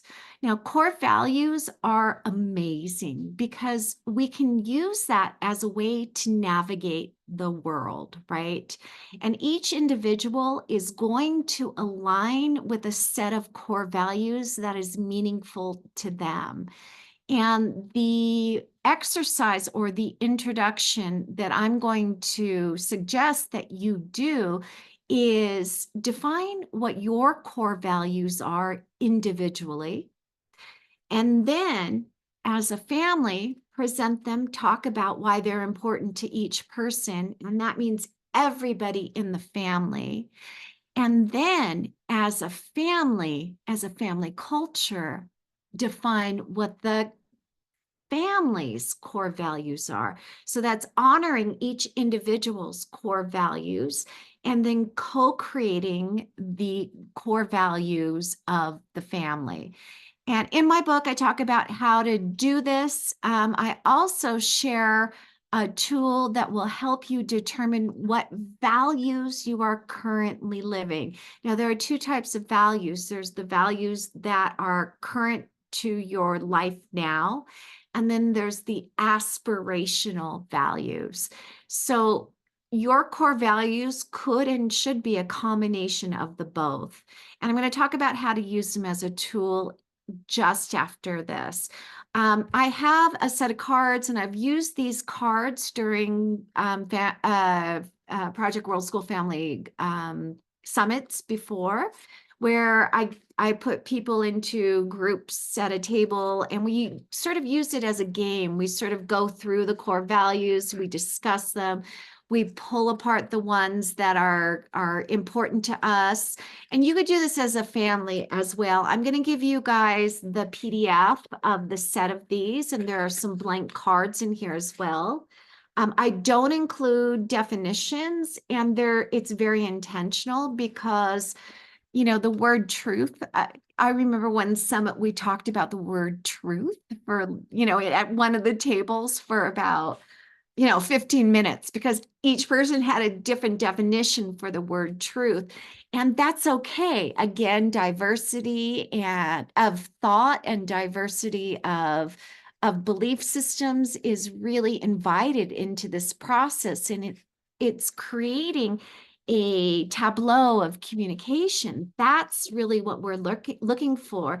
And the more that you work to define and really hone in on what's important to you, you have the tools and the vocabulary to explain that to everybody else in your family.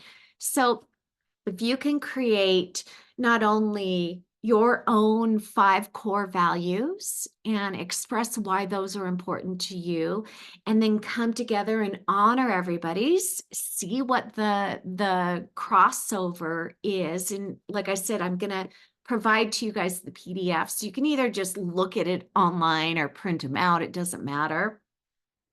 Then create what looks like a pie chart with as many pieces as you have people in your family. In our case, it would just be a half pie, but you can do thirds or, eighths or however many people you have in your family. And each person should have the list of 5 values that are important to them.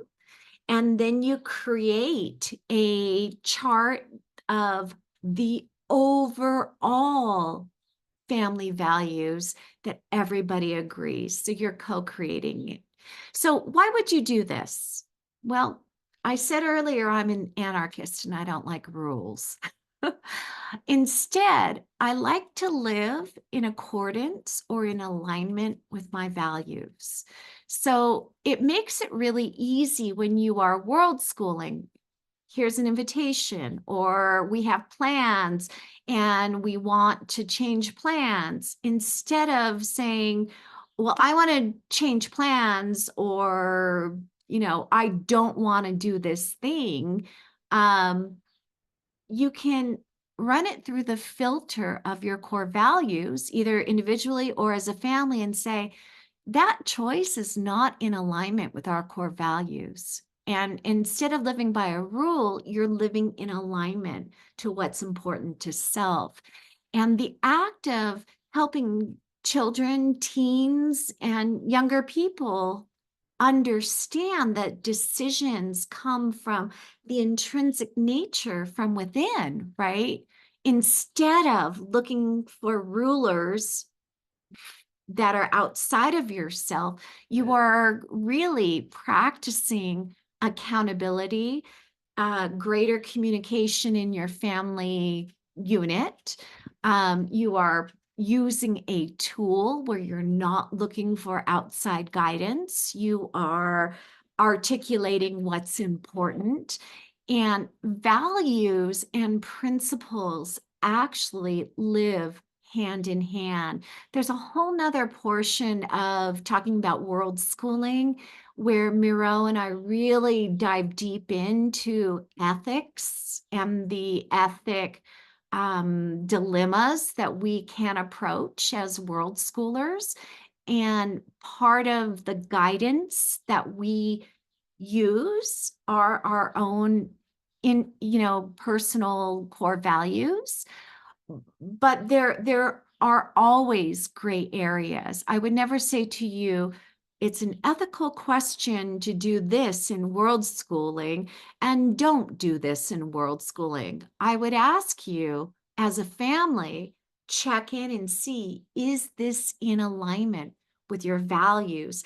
And then the principles which guide the you that you are, or the family that you are, is this in alignment?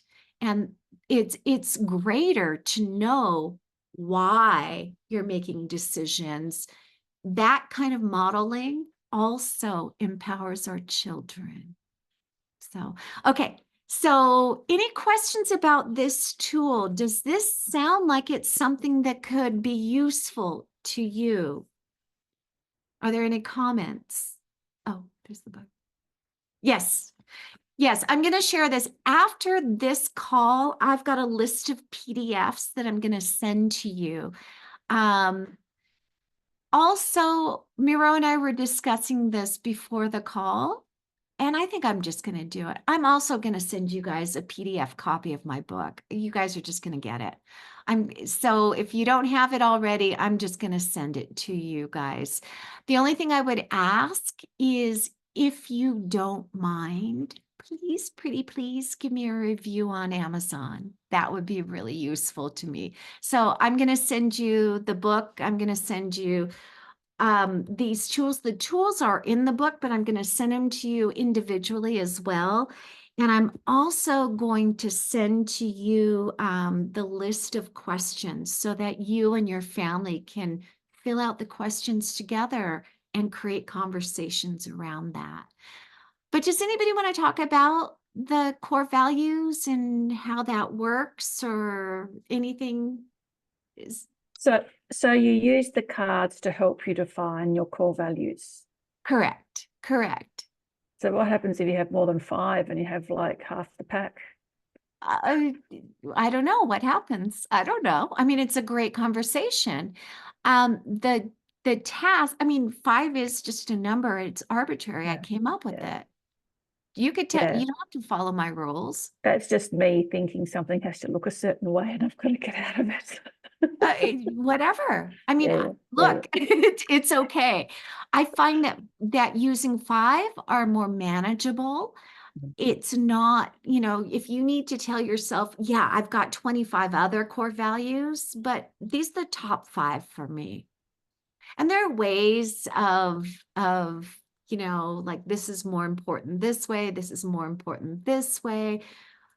It's okay. There's no absolute. Do you ever go back and do this exercise throughout the journey, like on a Yes. yearly basis, or?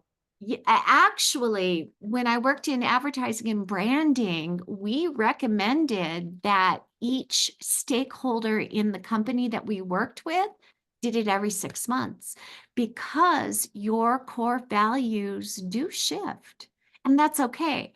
And if one doesn't land on the list of 5 anymore, it doesn't mean it's not important, nor does it mean that you haven't integrated it as part of your core self. And again, there are 2 kinds of core values: the values that you're currently living and the aspirational ones. I would challenge, and sometimes I ask, when I do this, facilitate this with teens in my workshops, I say, look and see, are there crossovers? If there are crossovers, remove it from one. Right? So the aspirational ones, the one that's important to you that landed in the top 5, and if you're already living it, it's no longer aspirational. Find 5 things that you're not currently living. And I've got a tool in my book that'll help you determine what you're living. There's also a chart where you can look at your week and see what decisions you made and were they in alignment with your core values. So, I mean, there's lots of ways you can play with this as a family, but getting those conversations going while you're traveling together. And here's the thing too, even if you're not traveling, but world schoolers spend more time together than they did before they were world schooling. So there's a lot more time together. I mean, Miro and I filled up a lot of our time with games where we love play, we love games, but we also fill it up with a lot of very intimate conversations, communication, talk about our feelings, share the internal worlds. And that took cultivating a lot of trust. And trust me, I messed up just as much as anybody else, sometimes more. And he'd hold me accountable, and we didn't actually get to the part where we talked about communication, triggers, and repair. You want to talk about that? Can I just say really quickly off what you just said? That was valuable. These mistakes were valuable. Yeah. And I left a comment a little bit ago, basically saying something along the lines of like parenting and choosing not to do something because you're afraid of the mistake that you might make is more harmful than just making the mistake and then talking about it after and repairing the relationship after. And because then you're missing out on so many opportunities for connection, for growth, for also modeling a pretty good like way of being as an adult, right? I'm not infallible. I can make mistakes in front of my kid, and hopefully they can see that and realize that when they inevitably in their lives will make mistakes, and when they yeah, I guess just when they make mistakes, they can spring off of that and learn how to navigate through that with grace, because it's inevitable. Every single person is going to have these moments of these errors. It's, I think, more valuable to learn how to live with and learn how to repair after a mistake than it is to not have made the mistake at all. Well, for sure. I mean, if you don't try, you failed. At least having a go, and even if it's a mistake, you haven't failed because you're going to go. I imagine these cards can be very good conversation starters as well. And I have to say, I struggle making conversation with my 10-year-old of, when he, how was your day? How do you encourage a child to open up? For me personally, I'm also not a big talker. I was the youngest of 4, and I'm not actually really good at expressing myself. I'm bloody hopeless, to be honest with you. How do you actually encourage the child to open up and want to speak? I'd say what you just said, and then tell them that you're trying to modify the way you are. Can we do it together? Boy, this is uncomfortable. Boy, let's do this together and laugh, because I think we need to eat ice cream after each time we're uncomfortable, or whatever the thing is. Like, I'm not advocating gorging on ice cream, but making it We're in the playful. pocket of big ice cream over here. No, I'm joking. Yeah. I'm just advocating making it like acknowledging the fallibility that is part of your humanness. How lovely. Like, I took this workshop. I really want to connect with you. And I know that connecting is very vulnerable for me, but I'm going to try. Let's do it together. Oh my gosh, doesn't this feel crazy? That kind of approach. Yeah, I mean, I think all change has to originate in you before you can expect to see it within your kid, right? And it is just going to be an awkward, uncomfortable process for a little while of you maybe trying to open up or making these steps. And, eventually it'll be easier for your kid to do the same thing, because they're like, oh, well, I remember that time mom embarrassed herself last week. I don't feel so bad about saying this thing that might be potentially embarrassing now. It is just going to have to be this thing that originates with you. Yeah. So guys, I want to just open it up for questions. We got to most of everything. Like I said, we didn't talk about triggers, repair, and connection, but because I just decided to make sure that you guys have my book, it's all covered in there. Yeah. So what can we help you with? What questions can we answer? Oh my God, you guys are silent. Anybody? Really? No questions? I mean, I guess we haven't. Oh, go ahead. Sorry. I think, Mira, you're 25 now. Yeah. Almost. I think actually you're a phenomenal young man, and I think your mum's done an amazing job, and it's a real credit to you both of what you can offer the world schooling community, because I saw your TEDx talk that you did, which got me into this, and it was actually really quite inspirational and wow for me that you got up on stage or you both got up on stage and did what you did. Well, have you ever been to a mainstream school? Did you want to go to university? What do you see your plans for the future? When did you decide? Like, we expect our kids, or the normal system expects our kids to know what they want to do by the time they're 18, which is just ridiculous. Did you always know what you wanted to do? No, and to an extent, I guess I'm still figuring that out in terms of like, what do I want to do professionally? Yeah, I'm 51 and I still am too. Maybe I'll find it. Maybe it's gonna take some time. I've always kind of known the things that I liked, the things that I was interested in. And from my perspective, I mean, I guess coming from the States where the price of like a university tuition is like, it's pretty exorbitant. The things that I was always really interested in and attracted to were humanities. And there was just really no reason for me to pursue like a college degree in any of those fields. I mean, I would say history is probably the thing that I'm most attracted to, but yeah, I don't really see like a super profitable future as a historian, at least not through that path. Like, it'll be something that I'll continue to do, but through my own independent kind of research and study. And yeah, I did attend kind of a more traditional schooling path up until up until we left, actually. I was maybe what, 10, 9, 10. I had just finished 4th grade. And then going into fifth grade was when we took off. So I missed out on, the whole high school experience, which frankly, I'm pretty grateful for.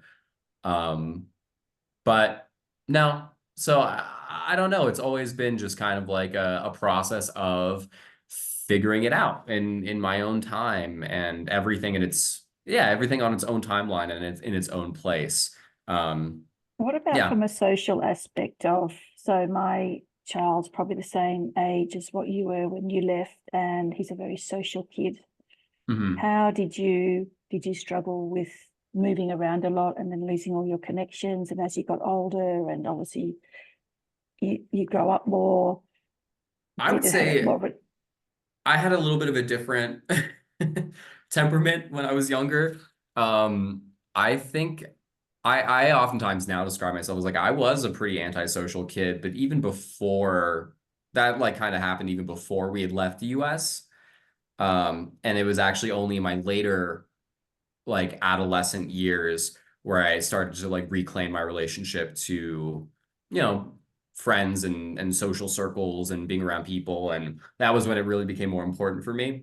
And I was able to, kind of come out of my antisocial, like early adolescence, and started to feel better about that.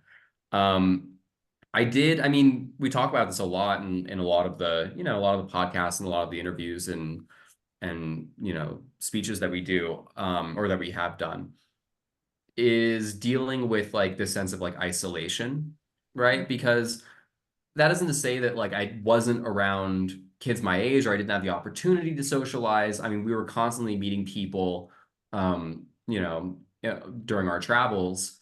I just think it was kind of difficult because at that time, I felt like there really weren't any peers. I didn't have any peers in a sense because I had grown up in a way that was so vastly different from so many other people. And thankfully, I think I can say now that I don't think that the world schooling landscape is quite the same anymore. I think that there's a lot of opportunities for finding that kind of connection and finding, other friends who grew up in a very similar way or, can relate to certain aspects of the world schooling upbringing. I think it's become a lot easier. So, you know, I don't know. I would say every year it's getting better and it's getting easier. I do at times maybe wish that we had that, but at the same time, that's what kind of Created. led us to create our own little corner of the world schooling community and kind of try to spearhead that and trying to bring it to more families and to bring it to, I guess, more popular awareness. So, I guess I'm grateful for the fact that things were exactly the way that they were.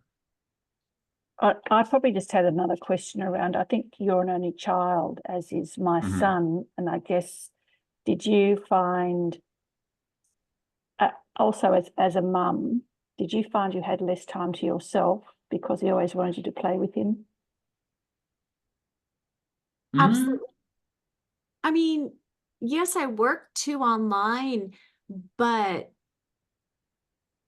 what it was before we left, which was not spending hardly any time together, to being able to have time together, I wanted that. I wanted that like my next breath. That to me drove the reason why we started. That was my why we are world schooling. I wanted that so deeply. And every year that passed, I was more and more grateful. Like, oh my God, what an amazing life I got to live and lead, I guess. Yeah. Yeah, very much so. Some people, I've been asked before, like, did you sacrifice? And I've heard that word a lot. And did you sacrifice your life so you could spend time world schooling with your son?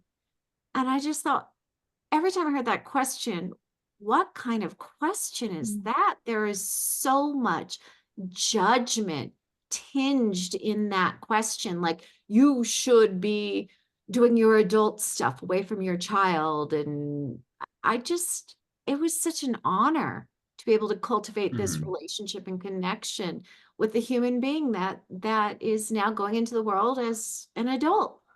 How lovely. I mean, we don't live together anymore. He's an adult. We still work together. But I'm so grateful we have the foundation of our connection. It's not a sacrifice at all. Mm.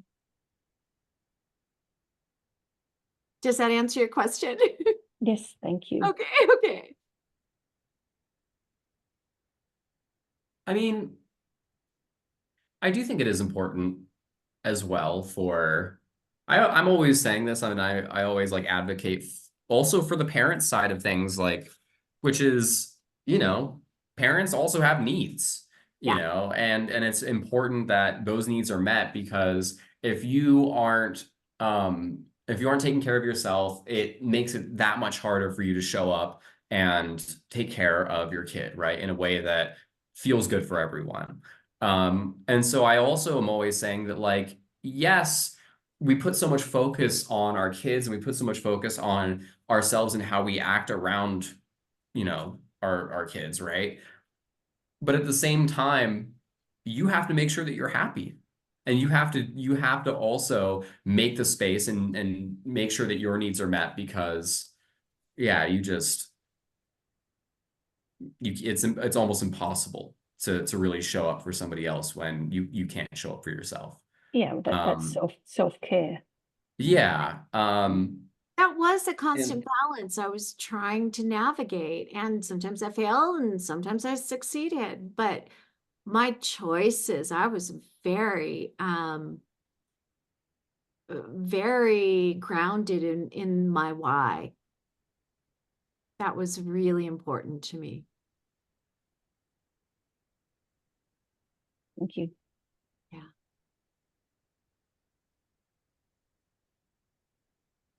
I mean, I Okay. guess we kind of had been doing a little bit of Q&A throughout, but go ahead, Supalo.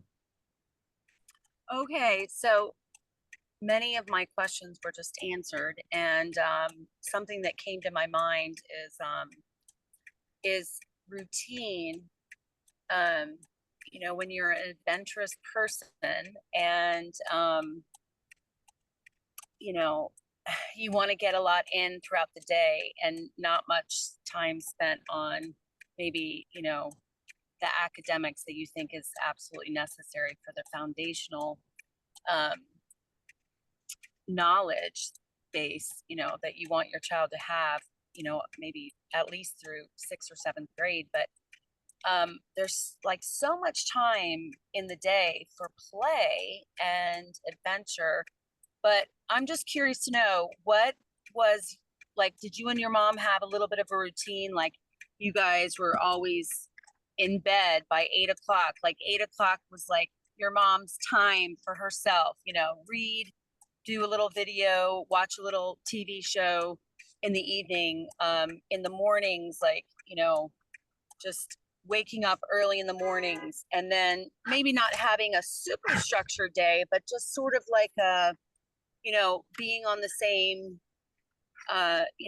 just sort of on the same clock, as far as like, we're going to wake up and like, by 9 o'clock, we're like ready to go with our day. And then, 8 o'clock, we have our meals, taken care of. And it's sort of like, the time for us to have our own time with each other. But what was it like for you guys? And I know things probably changed as you were traveling, and living in different pueblos and people's houses and things like that. But I'm interested to know what it was like for you guys as far as structure and routine and mornings and evenings and things like that might be helpful to me or others, and shed some light on our own routines or non-routines, non-schedules. I guess the short answer is no. No, we didn't really have like a well-defined routine in that sense. I think that look, a routine has its place, and it can be useful, and it just depends on, you know, the needs of your family. I know that there are plenty of families who um, definitely benefit from having something a little bit more well-defined, right? Um, and I imagine too, in a larger family, it probably helps. But in our case, I think that routine was never something that we felt was necessary because we had such a strong culture of communication between the two of us, right? So, you know, it was never, we never had this thing that we just knew to be true. It's like, oh, well, we know we have to be in bed by this time. We do this and we do that. It was, oh, are you tired? Well, you know, we would ask these questions. Are you hungry? Are you hungry now? Do you want to go get food? We would keep checking in with each other. You know, it was like a routine kind of felt redundant because we had already established what our needs were through communication instead of through a baseline routine. So that's like one answer to one part of that question. The other is, you know, I noticed that you made a separation or a differentiation between play and academics and all of these things. And my question is, do they have to be separate, right? Can academics and can learning happen through play? Can play happen and fun be had while you're learning about other things? You know, like there's it kind of it's more about the way in which you approach education, I guess, as well. I also think that like these we never really in my situation. I mean, that was never something that was really differentiated. Um, you know, we didn't go to the ruins because it was, um, it was, we defined it as this was learning time. We went to these ruins because one of us wanted to go, and so we went. You know, and it was very much the same thing with a lot of other things that we did. There was no like rigid definition. And if you had told me like, oh, well, we're learning about this now, you're essentially giving me a boundary or a border, or not a border, a constraint against which to push, right? And because it was always something that was very fluid, I never had that. And people always talk about like rebellious teenage years or, you know, in your early tweens or something. I was never really part of my experience. I didn't have that, partially because you simply didn't give me reason to rebel. You gave me nothing to rebel against, right? And That's true. so I think that that also kind of goes back to a lot of things that we talked about today. But what do you think? I mean, I agree with everything that you said, but here is something that you probably didn't know, which was intentional. One of the things that I made sure that we did was we did the thing, and I brought this up earlier. We did the thing or didn't do anything, which is doing something, right? Mhm. We talked about it while we were doing it, and then we reflected on doing it, right? So, like, we did nothing today. Yeah. Didn't that feel kind of lazy? Yeah, we needed that. Okay, so we're reflecting on it. Or, oh my God, what did you think of the ruins? Like, or what did you think of what that person said at the ruins? And like, how does that fit into your understanding of the big picture? Because I always wanted to process that stuff out. So I'm big on here's what we're going to do if we're doing it together, right? And then while we're doing it, talking about like, whoa, did you see that? And then afterwards, the reflection of the doing it helped me learn, not because I wanted to make it a teachable moment, but that's part of my learning process, right? And I really like reflection. Reflection to me really helps me, especially before I go to sleep, write new information, like new neural pathways. Like it really helps me to organize, like, Mhm. wow, that was kind of cool, you But know? there And was no like preconception no, of that process, or there was no, you know, I guess setting up for that. It was just kind of like, well, that it was truthful. That just existed because that was what you wanted to talk about and how you wanted to talk about it. And so we did. And then, you know, it was just like, oh, I didn't even think about it twice, because why would I? Yeah. But actually, the funny thing is, we use that process intentionally during our retreats Right.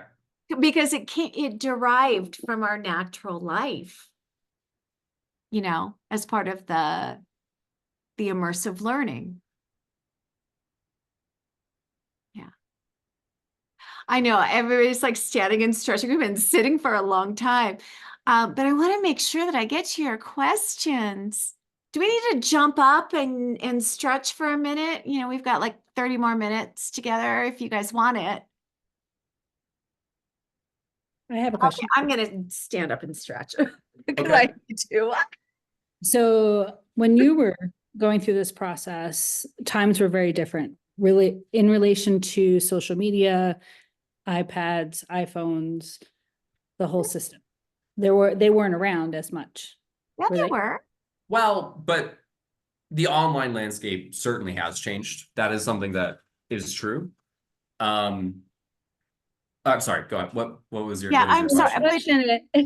My question is, so now it's almost, because so much of her current learning is online and Mhm. everything, you know, she's a digital artist, so everything's online. And then I'm thinking, okay, so when we did travel this fall, there's still a lot of screen. And so I think of world schooling, and maybe, you know, obviously this is a conversation between Lee and I, but to me, it's about experience what's outside of, you know, what's around you, rather than, you know, I mean, there's a balance, but I just wonder if that was such an issue then, because you were saying something like, oh, look over here, look at that. And a lot of times I have to be like, hey, look, you know, we're driving through this incredible canyon. How about we take a moment and look and see it? And it's a constant conversation between the two of us. And I'm just curious if that was ever an issue, if it hadn't gotten to that point yet, because of your age at this point. I mean, it's I mean, everything we do.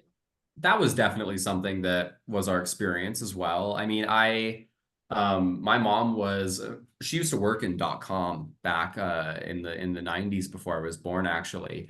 And so like she was always very, you know, tech savvy. And even before we left the US, I was raised, you know, in a home office. There were computers all around. So I was always surrounded by it. And I argue that I'm probably like one of the first, like my generation, and somebody who grew up the way I did, we make up like some of the first what I call digital natives.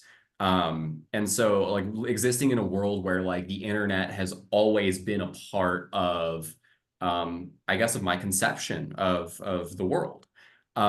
So by the time that we had left, I mean, yeah, social media was very different. The state of the internet was, I would say, in a very different place than it is today. I mean, the internet it's a crazy place today.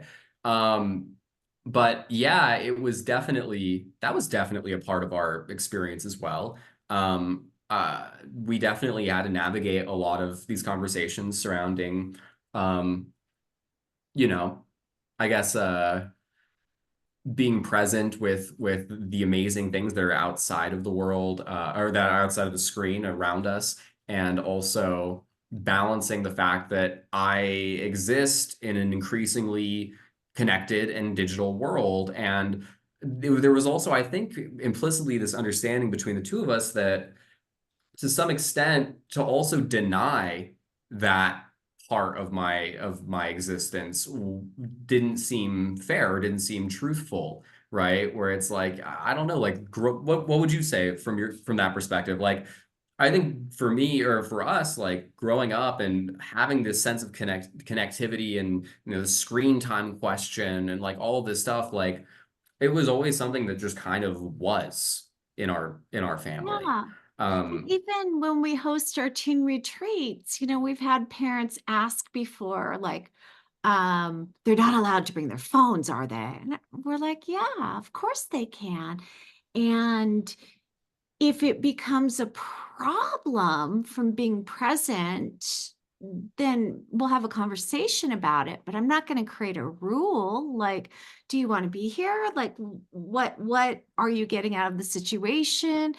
Are we doing this because I'm just dragging you to an event or to a location? I never want to do that.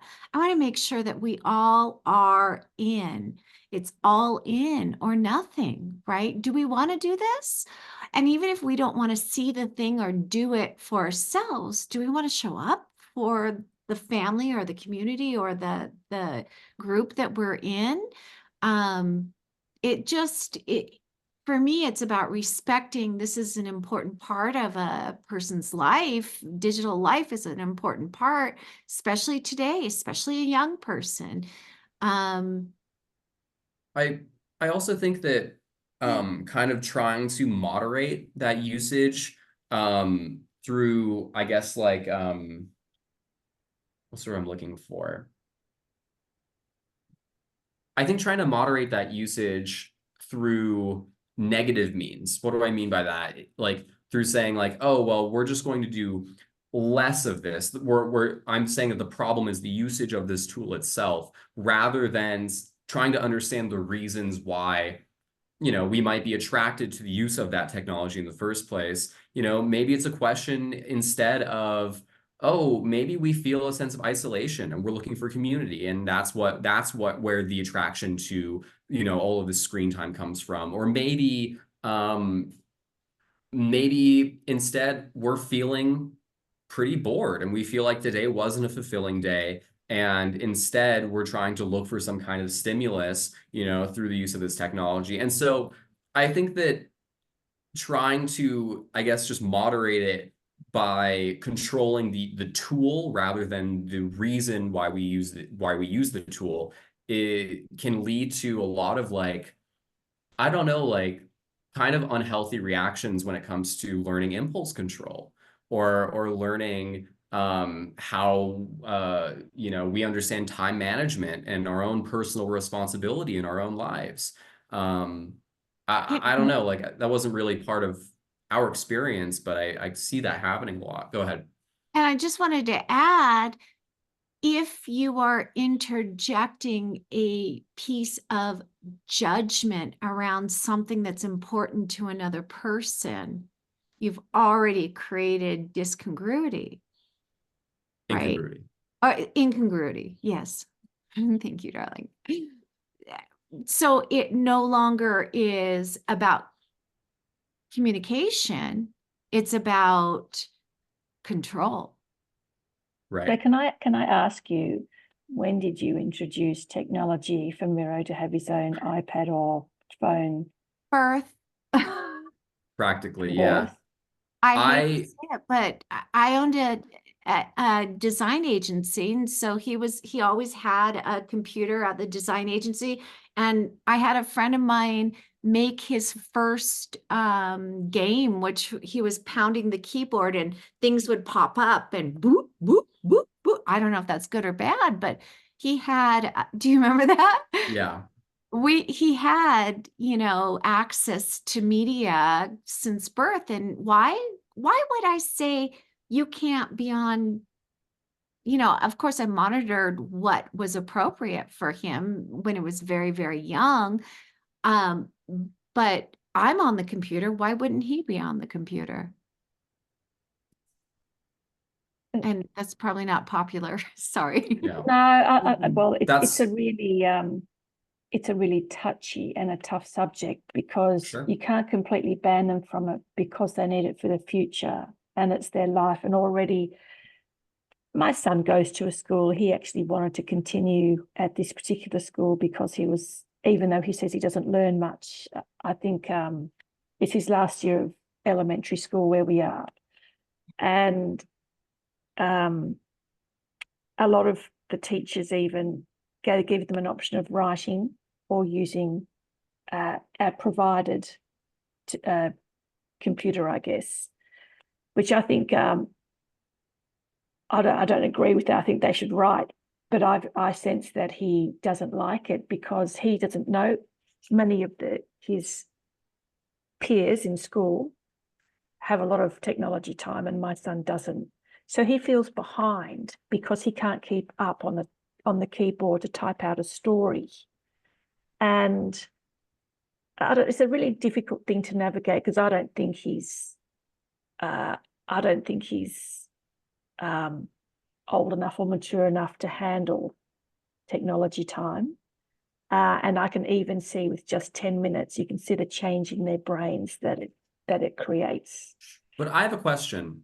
Do you think that there is some arbitrary or magical age where suddenly he will know how to regulate his use of technology, or like, do you think that's just going to happen naturally? Like, how do you get there?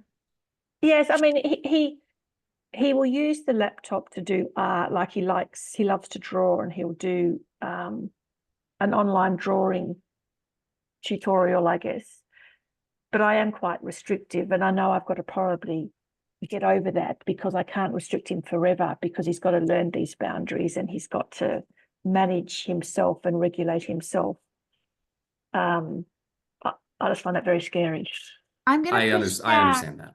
I'm going to push back a little bit with the use of the word boundary. You're not talking about a boundary, you're talking about a rule. A boundary is something that is meaningful to you interpersonally, about you. Right. What you are willing to say that you will or won't do, not somebody else. You can't impose a boundary on another person. That's a rule. Boundaries are about self. Yeah. Well, I guess if he ever got a device, yes, it would probably come with lots of rules. Right. Okay, that's fine. Understanding that, and you're not imposing rules because you believe you are the ruler. You are imposing rules because you love your child and you want what's best for them. And, the spirit of being a parent, those are all the things that are guiding your desire to create these rules.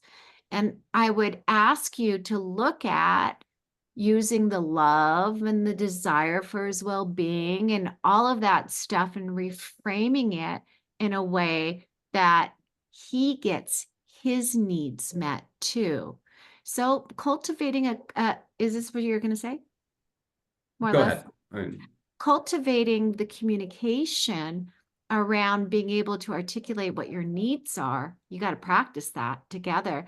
So if he says, I'm feeling, I don't know, I feel like I need to connect with my friends online, then you're understanding what's driving that.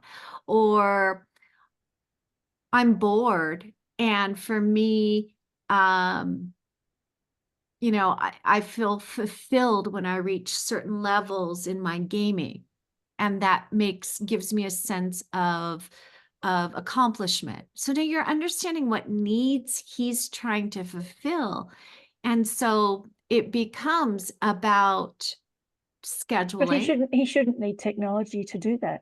I mean, technology ruins. I've seen, you see firsthand the damage excessive technology does, that then the kid, I mean, we as adults have trouble regulating ourselves, let alone a kid who's under 12 or under 16. I don't have problems regulating myself, and I don't think Miro's ruined. So I don't think it's a blanket statement that is true. I don't know. It might be true in your reality, but it's not my. I would also just say that, like, I think it's impossible though. I think it's impossible to live in that world, in a pre-technology world, and to essentially, like, I understand the impulse to want to shelter and to protect, right? But eventually, I mean, unless you're going to live amongst the Amish or something, right? This is inevitably going to be a part of their lives at some point.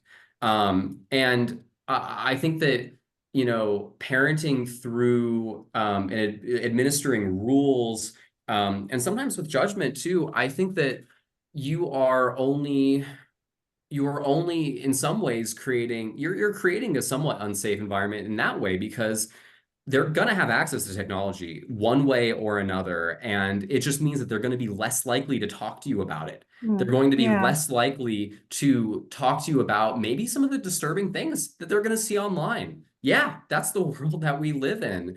But if they feel that instead of getting connection and getting support when they come to you, they're only going to get judgment, that just means that they're not going to come to you. Not that they're going to stop being on the internet, or not that they're going to stop the use of technology.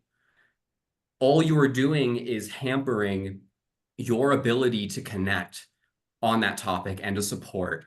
And you're essentially like writing yourself out of that portion of their life, is the way that I see it, right? I mean, you're creating rules.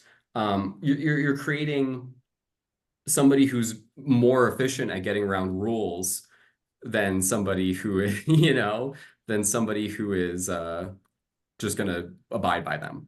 And the other thing is, if it becomes the thing that is that's not allowed, like when I was growing up, this is not technology, but it's just an example. My best friend, her house, there was no sugar allowed in her house, and my best friend growing up became a very, very, very large girl, and still's large to this day, right? She's in her 50s and has weight problems because the thing that was not allowed, she binged on outside of the home because it was forbidden, and it created this push and pull relationship. I mean, I'm not saying it's the same thing, but take a look at what restricting somebody from something can do. It can create a very unhealthy relationship to the thing that you're restricting them from. And that's not what we want as parents, right? We want to create the world as a safe place. And if this is part of what's in the youth of today's world, then let's talk about it. Look, I work with teens and I work with them mostly online, and I can't even tell you how many conversations I have about self-esteem and about body image and about all these different things that they're aware of from online social media. And to have it, I'm not judging that they're online and they've been in access to these particular messaging. I'm the safe person to talk to because I don't judge that they're online about unpacking these things. Not that their parents aren't safe people too, but I'm saying, having an outside person, I don't judge that they were online and they saw these messaging. I am helping them through understanding these are the messages in social media, that there are ways to unpack it. But if you're anti-social media and anti-computer, you can't have those conversations with your child. Oh, I just wanted to add, I think the biggest thing about this technology fear for parents is the access to adult content that is so mindless and meaningless, and it's addictive because it goes from one thing to the next. I mean, these reels, TikTok, YouTube videos, my son took this technology class in the fall, and I wanted him to learn about technology. It was also learning about programming. I'm like, I want him to learn about that. I want him to use computers. I want him to, learn how to type, like not be a pecker, I want him to learn how to type. But, just like this class, you said, bring a pen and paper. It's like, that's important too. And self-regulation is hard, I think, at any age. And just once you dive into it, and I'm not like completely against it, but it's that what comes next, and it just like is thrown in their face. It's like it's there. You can't, I don't know, unless a kid has their own What comes next? The fear. Yeah, I get it. I get it. all my fears were actually based on like this technology thing and using tech. I'm like, it made me really think about it. And, and ultimately, like the fear of the systems, the fear of, AI, erasing humanity. Like these are like major fears as far as how we're living our lives today. And Sure. we cannot, technology is incredible. There's so, like, look at us gathering together today. Yeah. Look at the connections we make around the world. Like, it's amazing. I'm not total Amish, but I'm sort of like Amish with an ohm. Like, I think there's got to be some sort of limitations. And I cannot control YouTube. It's just like always there. And it's like, yeah, all right, well, they'll be exposed to it and they'll be exposed to nudity. And then, it's like, okay. But I know there's also stories about kids that wish that they had not been exposed to some of these things. And it also takes away boredom. Like boredom leads to, lots of things. It can lead to lots of things. But we are living in a technology driven world. And I do think that when Mira was growing up, since then, and definitely since, us as parents were growing up with a little technology, but not to the extent of what it is now. But I think the difference is the content that is out there that is literally thrown in your face. These, that is just, it's like pure stupidity. Now, everyone, sure, we all like to read a silly book, watch some silly shows, just kind of mush our brains with that. But when it comes to our 10, 11, 12, 13-year olds, it's just like, wow, this is like so inappropriate. This is like so beyond like what I can even imagine, like what people are doing. And yes, it's like the insecurity, like everyone's looking so perfect and they're fixing up their images and their faces. And when I was growing up, it was like the Cosmopolitan magazines doing that to us, or commercials, but or each other, growing up, competitive with girls. And but anyway, I just wanted to say it Yeah. the adult content that I think is what is the where the fear is coming from. And it's like, well, so what if this happens? But it's just like nonstop, it's thrown in their face. And I yeah, mean, that I just wanted to add that. But yeah, definitely, it is a complicated issue.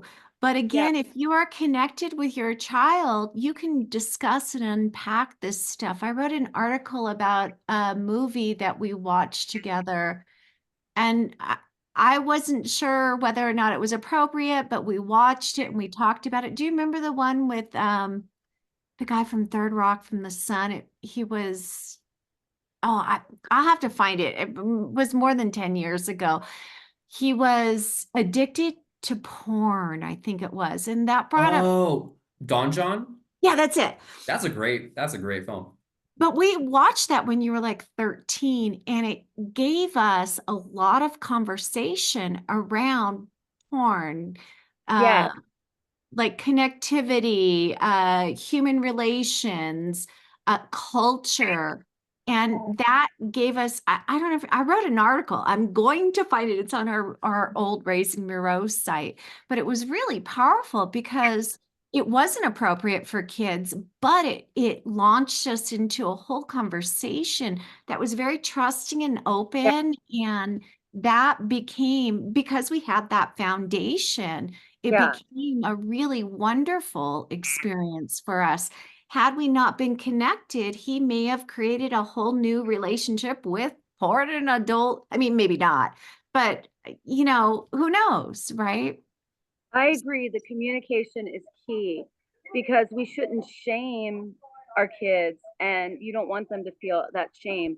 And I think, like what you're saying, it's like communication. It like opened up a conversation that you wouldn't just normally say, "Hey, let's talk about this."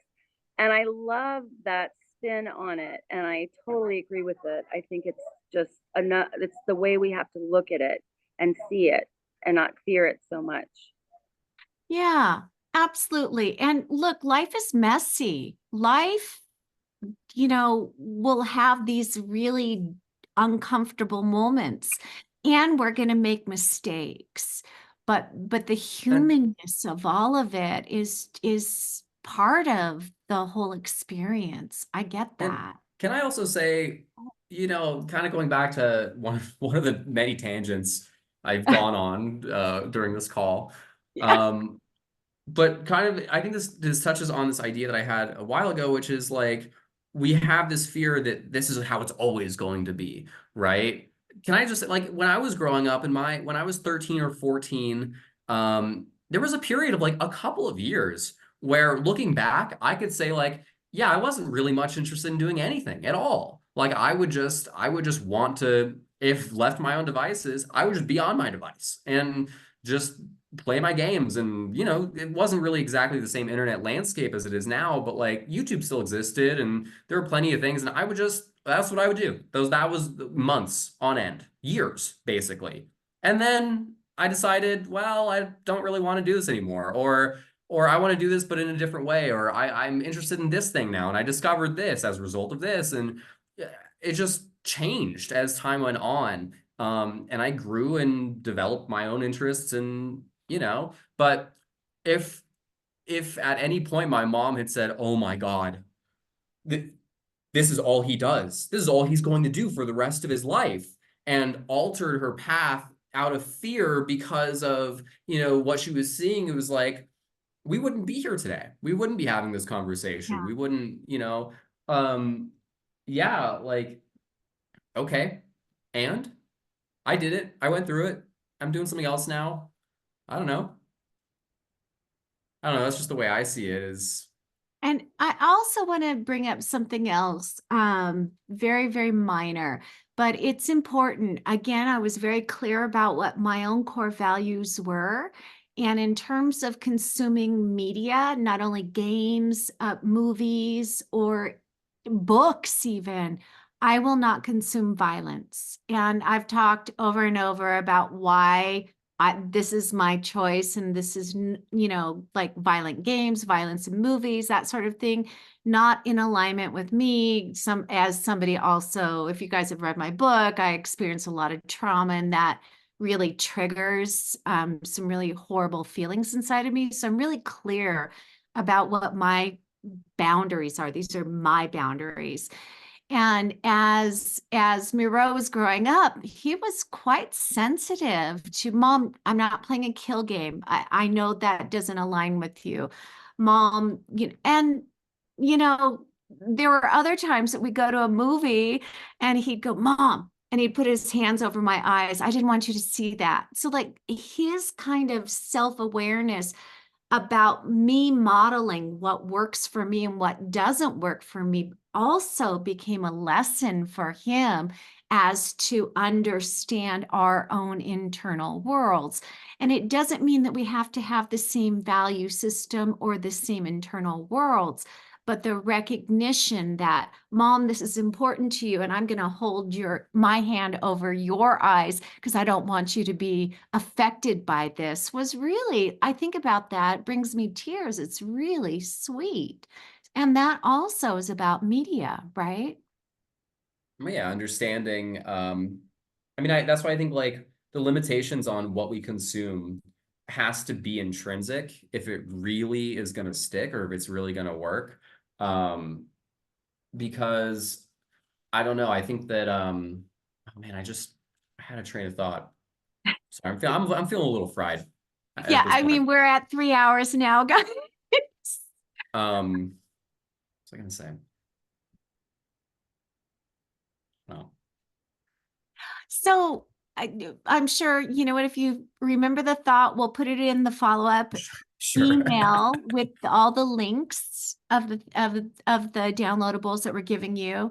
But I want to get a show of thumbs or hands. Was this useful to you? Did you get something out of this? Yes, yes, yes. Okay. Oh, we got the fireworks. Okay. Oh, I guess I just want to talk about that's where it was going. Oh, thank you. Remember.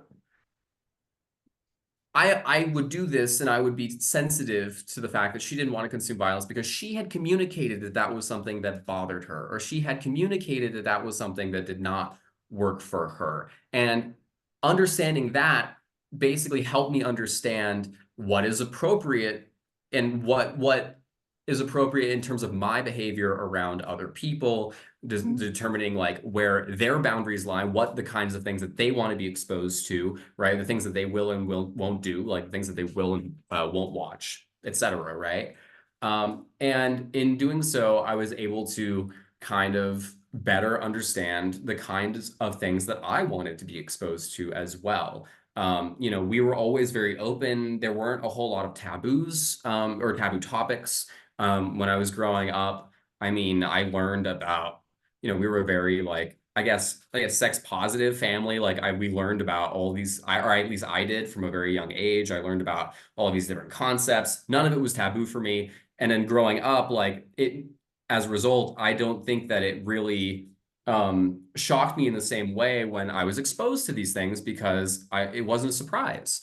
It was like, oh, well, these things exist in the world. Let's talk about it. And there was an openness surrounding it because, I was able to, set my own boundaries and decide what was appropriate, right, going forward. So I think that that's really important, and that's a really important skill, if anything, now more than ever, considering the state of the internet, right, and the state of media and where that's at, and the kinds of things that you're going to be exposed to in your life as a young person, right? I don't know. That's basically the tangent I was going to go on, but Yeah. Thank you, guys. Is there anything else, or are we okay to wrap? Oh, thank you all both so much. You're amazing. Communication is like everything. And my son's been an avid reader, and one day I realized, wait a minute, he's reading all the time in the car, so we're not having conversations. So it's like, recognizing that and talking about how you guys communicate so well, it's really important and it's inspirational. So thank you.